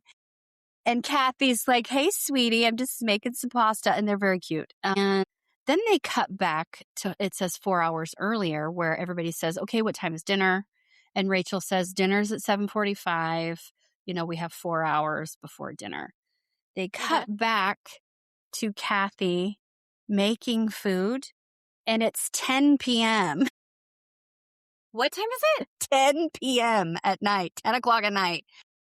They're just starting dinner at 10, and everybody else is getting glam. Jennifer Tilly's full glam.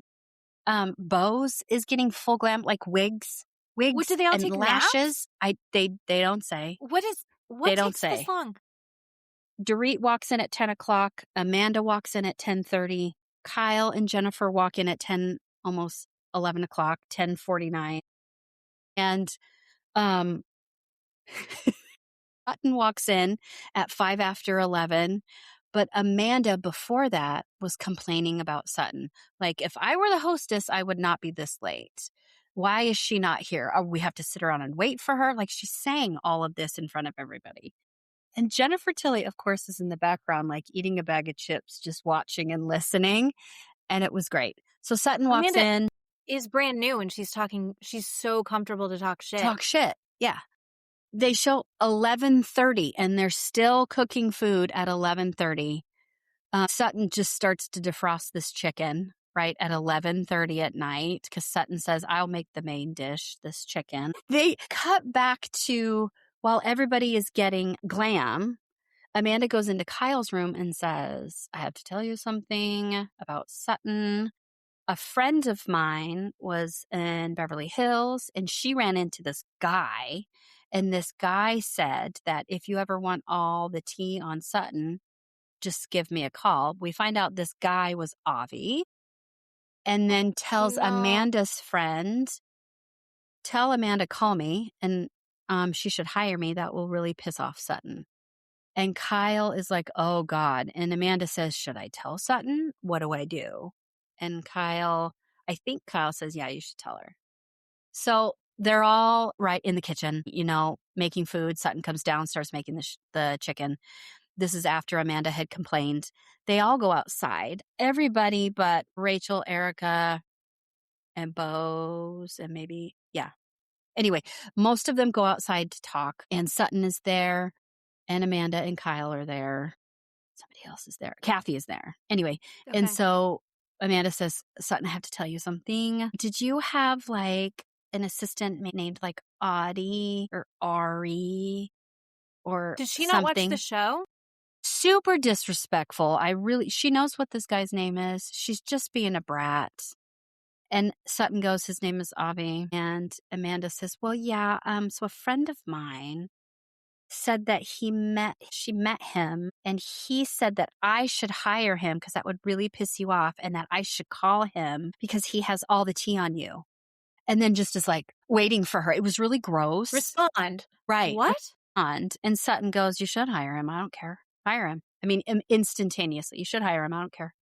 And Amanda's like, that's cold bitch. Good for your Sutton. But that doesn't upset you. Like she's totally like getting in there. It's really gross. And Sutton's like, I don't really care. You know what? I don't care what he does. You can hire him. And Amanda's like, I'm fully staffed. I don't need him. And so then the others walk in and I think it's Erica, Bose, and Rachel. Anyway, Dorit, they walk in and they're like, what's going on? Because Sutton's talking about Avi. So Amanda says the story and they're asking Sutton about it. How do you feel? What do you think? And she's like, I don't think he said that. If it was him, I don't think he said that. And Kathy goes, I don't think he said that either. That doesn't sound like him. Yeah, that doesn't seem like him. It didn't seem like him. Sound like him. And they're like, okay, are you okay? Are you going to be okay? She's like, no, I'm not okay. I don't want to talk about it anymore. I just don't believe that was him. I don't want to bring it up. I don't know why everybody's trying to bring it up.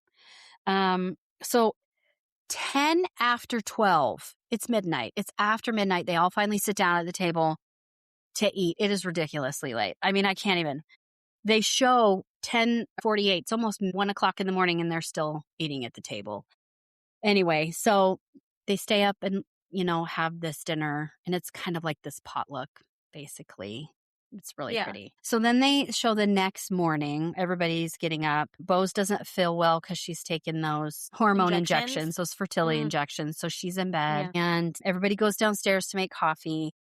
And Sutton is saying that Jennifer that night had spilled the tea about what Amanda said about her being late and was all snarky about why isn't our host here. And so Sutton gets really pissed off at Amanda, and they show kind of an unseen footage where like an hour before, Sutton looks at Amanda and says, "Hey, Missy, doesn't matter what time I show up. You're going to wait for me and I'll show up when I show up. And guess what? Who cares what time I show up because we're on vacation." And also, totally. Didn't Sutton rent all of the villas? Yes. Paid for everything. Paid for everything. So puts Except Amanda in chef. a place. Yeah.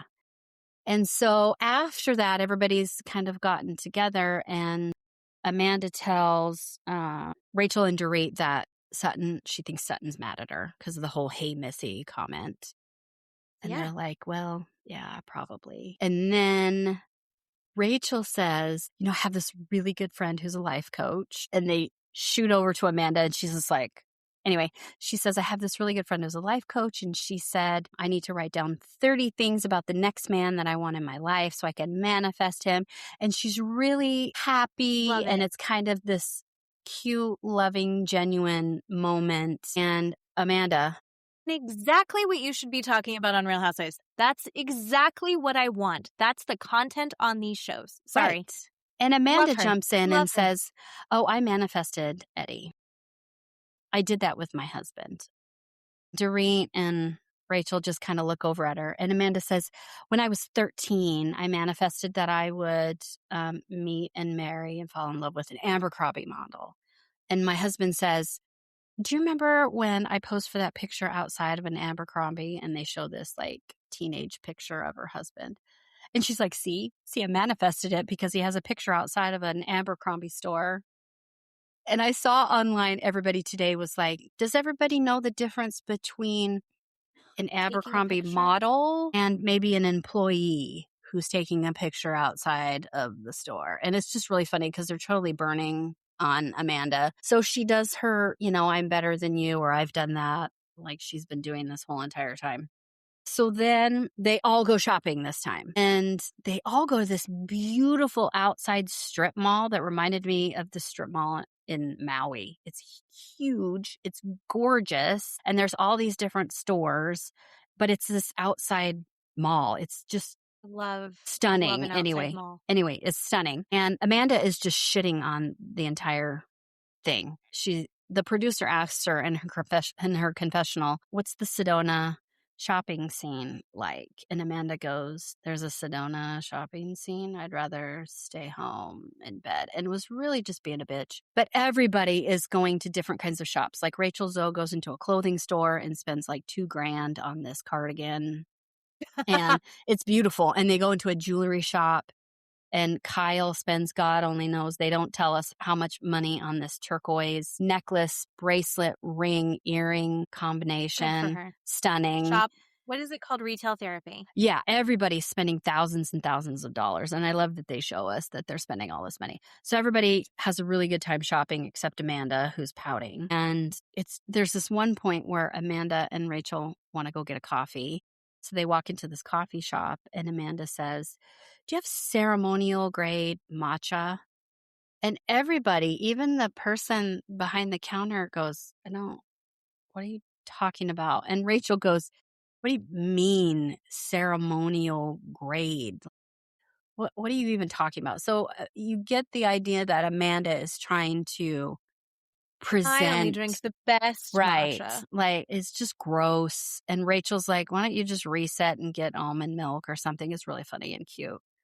Then so yeah, we don't think Amanda's long for this show. Like, I hope not. This is the end for her. I hope not. She's just gross. And everybody has had it. Like, every single person is rolling their eyes at her. So Sutton had set up a dinner. This is their last night there. She sets up a dinner. Everybody says, okay, now we're all going to dinner. And thank God they're all together. So they are on time at this restaurant. Even Dorit? Right. Yes. Because they're all in the same car. They all go to this restaurant. Okay. The restaurant is at an airport. Like, it's on an airport. It is the funniest, stinkiest, stupidest little cafe, like grill thing I have ever seen in my life. Like, it's trashy, like I would go to because I'm trash. And Sedona is so nice. I know, and so fancy and so pretty. So just a full accident? I don't know, but Sutton goes, why wouldn't you want to have dinner at an airport? Many, many people love to have dinner at an airport. And the producer goes, what people, Sutton? She goes, flight attendants? I don't know. And she laughs. It's just funny. It's funny. And then Erica in her confessional goes, if this is what we're going to get from Sutton Brown, like, it's hot, I have to make my own food, I have to eat in an airport, I want Sutton Strack back because she was, more fabulous and we got to do more fun things. And it's really funny. So they all sit down at the table and Sutton and Jennifer are sitting next to each other and Amanda's sitting across from Sutton and confronts Sutton about her "Hey Missy" attitude in the morning. And so Amanda says, I feel like you were kind of mad at me this morning when you said the "Hey Missy" thing to me. Were you mad at me about what I said?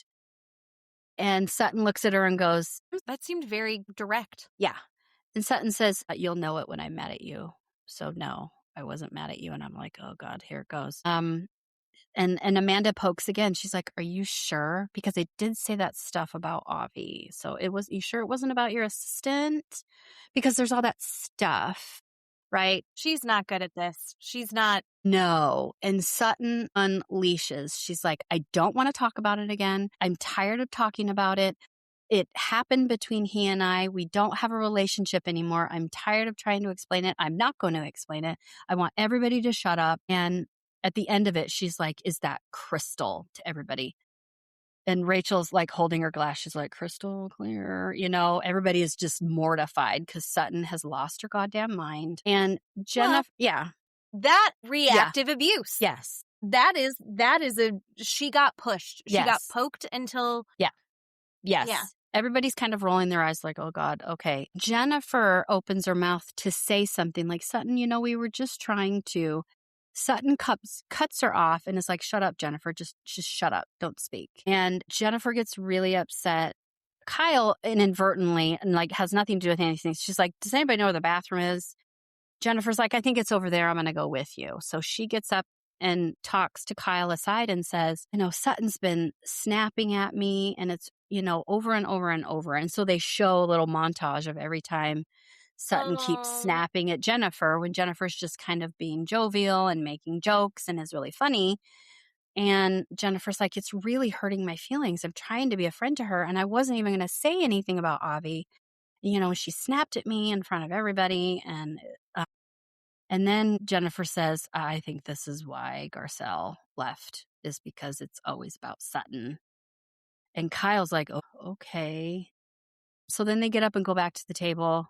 And Amanda is just pouting. Amanda has got this face on her. Good. Right. Like she has just been caned down by her parents. Right. Her head is tilted down. Her eyes are looking through the top of her eyelids. And it's just gross. It's just really gross. And Kyle looks over at her and says, are you okay? And Amanda's like, yeah, I'm fine, I guess. And it's just pouty and really just disgusting to watch. And Kyle, again, I don't like when Kyle kind of starts stuff that maybe shouldn't. Maybe that's really why she's been on there from the beginning. Maybe shouldn't be started. OG. Yeah, and so Amanda's like, no, I'm fine. And Sutton starts to cry, and Erica looks at her. The table? Yeah, Erica looks at Sutton and goes, look, we know you're trying to work on yourself. We know that you're going through a really hard time. We know that you've, went through this annulment with your husband and, your mom's, all these things that are going on. We know you're really, really trying, Sutton. We're not trying to upset you when we ask about Avi. It was really good. Erica was really good. And then Erica goes, Amanda, she says, Amanda, it maybe shouldn't have, asked you or told you or said those things about Avi and, that interaction. Erica says, but it did come off kind of gossipy. And Amanda's like, she perks right up and makes this like scowl face. And Sutton's just, again, I just don't want to talk about it. I've lost a lot of people in my life and he's just another one and it really hurts me and I don't want to talk about it. I don't want to bring it up. And they're all kind of rallying around her to try to make her feel better and stop cry. So it was really cute and really sweet. At the end, everybody was good. And then they just say, thank God we're flying back tomorrow. And that was just kind of end. So the end of the show was, they're at the dinner table But wow. I mean, what a difference from last season where it was people were not going to be on Team Sutton. And it's like, okay, they're giving her a little bit of grace. Is it because she took them on vacation? Maybe. Well, but she didn't hire a chef and then she took them to an airport restaurant and they're still being nice to her. I know. So it was just great. I think there's something to be said. Okay. The thing about gossip is you have to come at it. If you're going to bring it to the table, you need to know the energy that you're bringing it with and how, because what she's saying could be like fun, juicy gossip, which I think she thought she was going to do. But she doesn't know these women well enough. And that is actually gossip that is incredibly painful for Sutton. Yeah. And everyone's like, that's too touchy a subject. Yeah. If I came in and I was like, you are not going to believe who is talking shit about you, and it was somebody that you don't give a shit about. Yeah. Then it would be, oh my God. And we would chat about it and it would be fun and hilarious. If this is a relationship that meant a lot to Sutton, which I think everyone that watched this was surprised to see that she and Avi, even though there were times that they would sit there and but they seem to have a very close, intimate friendship. The thing about friendships with your employer, and everything turns gray when you're no longer employed by them, it can get really, really messy and bad. Yeah, I don't know if you've ever been in one of those situations. I have. And even, I forgot to say that Jennifer Tilly even said in her confessional, she said, you know what? At first, when I found out that Sutton had let go of Avi, she goes, I thought it was temporary. She goes, nobody knows this, but I actually had a discussion with Avi afterwards. I have talked to him since. And Avi told me when Sutton let him go, he thought it was temporary. And Jennifer goes, I feel so bad because none of this sounds like something he would do because he loved her so much and they had this fun, quirky relationship. Yes, it was a boss and an employee relationship, but they had this relationship that meant something to the both of them. And Jennifer goes, it was sad. I was sad for him, sad for her. And for Amanda to be so gross and be like, this is what I heard. What do you think? What are you going to do? Are you sure you're not going to get mad? Maybe you should get mad. Like, it's just gross. It feels icky. She's out of her depth here. She really is. And to come into it like that, she's dense. If she hasn't watched the show, she's shouldn't have done that. Everyone should have learned from Bronwyn. Yeah. You watch the show before you come on. Not as a fan. You can't be a fan and be on the show. Mm-hmm. But you need to watch the show and know the history. Yeah. I think I only have one boss that I've ever had that I still keep in touch with, that I have good rapport with. Mm-hmm. Because the problem is, we talked about this earlier, I have a really hard time with I'm either completely open and have an intense close relationship with you, or I'm totally closed off. And the worst employee I ever was is the boss that I'm still on good terms with. Isn't that weird? Mm-hmm. That's not true. I'm on pretty good terms with Nicola, who is the head chef at Pure Pasty in Vienna, Virginia, and check it out. But actually, Henry, my son, is kind of named after the boss that I was the shittiest employee of. Okay. She and her husband, I really like them in their last name. Yeah, like that's so hard. Henry. Like we see all these assistant, right, relationships like Tom Sandoval and Anne, you know, or Avi and Sutton, or I'm trying to think of the other ones. Anyway, just stuff like that. You know, that assistant, or Bose and her assistant, what's his name? Nick? I can't remember. The cute little kid that bedazzles her mirror, you know. That's like the whole premise of the Rachel Zoe project. Yeah. And it's a lot of, this isn't working the way it's too enmeshed. My biggest fallout was also like the best I ever did in my baking career. And we got way too close. Mm-hmm. And the lines were too blurred. And then when we tried to like separate them again, too many hard feelings. Yeah, I don't know how celebrities do that with these assistants, these personal assistants that literally do everything for them and know everything about them. You know, I was watching Jennifer Lawrence on a podcast this week, and she was talking about her assistant who she loves, who's 20. She said she was 23 years old. And Jennifer said that her assistant was getting her looks for her, like was in her closet getting clothes out, and her assistant pulled out some oh my gosh, the leggings, the jeans, oh my gosh, what the fuck are they called, the you know what I'm talking about, jeggings? Yeah. Anyway, and her assistant was so young, she's like, my God, I can't believe you have these. Are these vintage? And Jennifer Lawrence is not that old. And she's like, she and I almost died. I almost died a death because my 23-year-old really good friend assistant pulled out these jeans and was like, asked me if they're vintage or not. Oh my God. It was so funny to listen to her talk about that. But I don't know how they have these relationships, these celebrities. Jennifer Lawrence is 35 years old. I'm 5 years older than Jennifer Lawrence. Right. Anyway. Yeah. So ask if these jeggings were vintage. Oh my God. So funny. God. I love that. I love Jennifer Lawrence in interviews. I do too. Yeah, I do too. Yeah, she's great. Okay, well, I am going to catch up with Housewives. Okay. I am going to. You should still watch it. Still worth it. Do it. I have to because I just need to see Jennifer Tilly with donuts.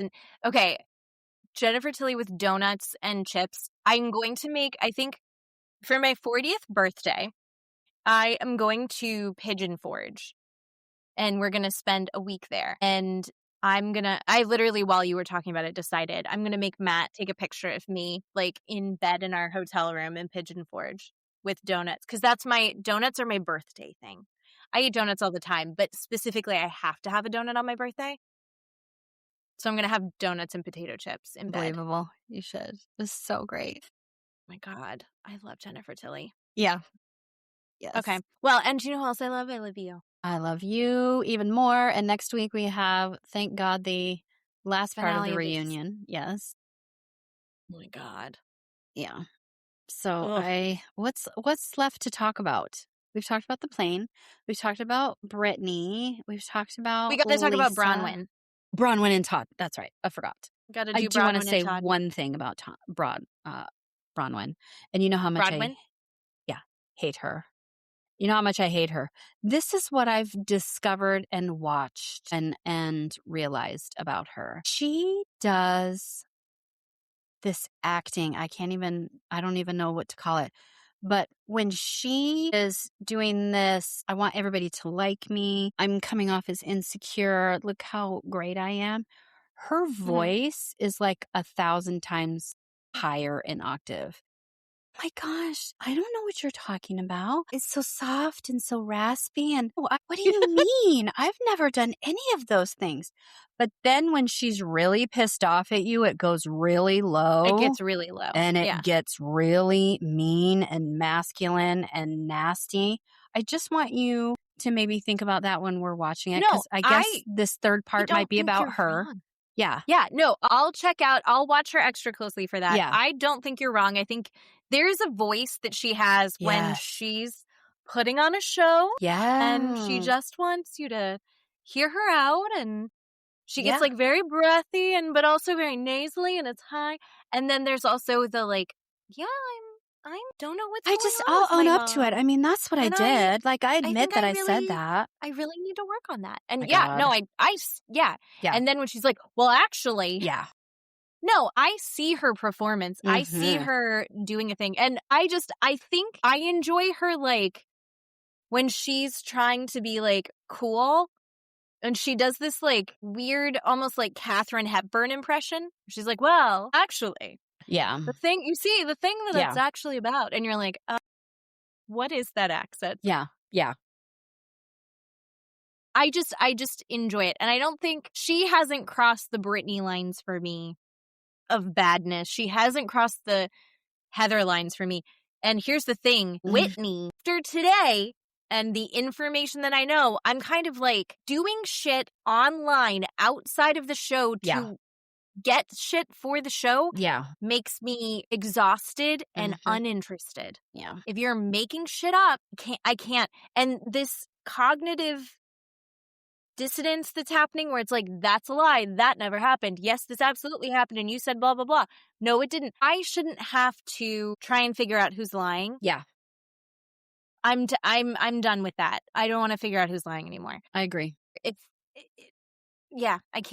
I can't do it because we can't move forward at this point. Like, there's no way to move this show forward. Right. So, I mean, like I said, unless they do a full reset, I think. I mean, not a full reset or like a serious cast shakeup. Yeah. Thinking about Beverly Hills, when we had something even remotely like this was with Kyle and Lisa Vanderpump. And Lisa Vanderpump immediately was not on the show anymore. Immediately was gone. And like, that is what they did to reset it or whatever, however you want to label it. Like, I'm not saying it was the same, but anything in the realm of it being similar, Lisa left. That was also a different time. Sure. That was, again, I'm going to talk about Love It or Leave It is a great podcast. And he's doing that thing about how politics and reality TV have kind of evolved together. That was back in the day. Yeah. Where a politician would have his career ruined by going, Gah!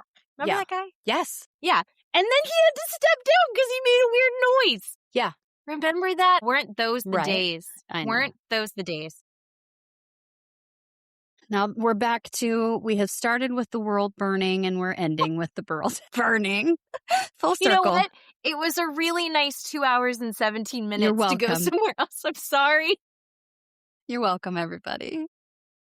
Oh, Christ. All right. We love you. What a good episode. Yeah. We gotta go. All right.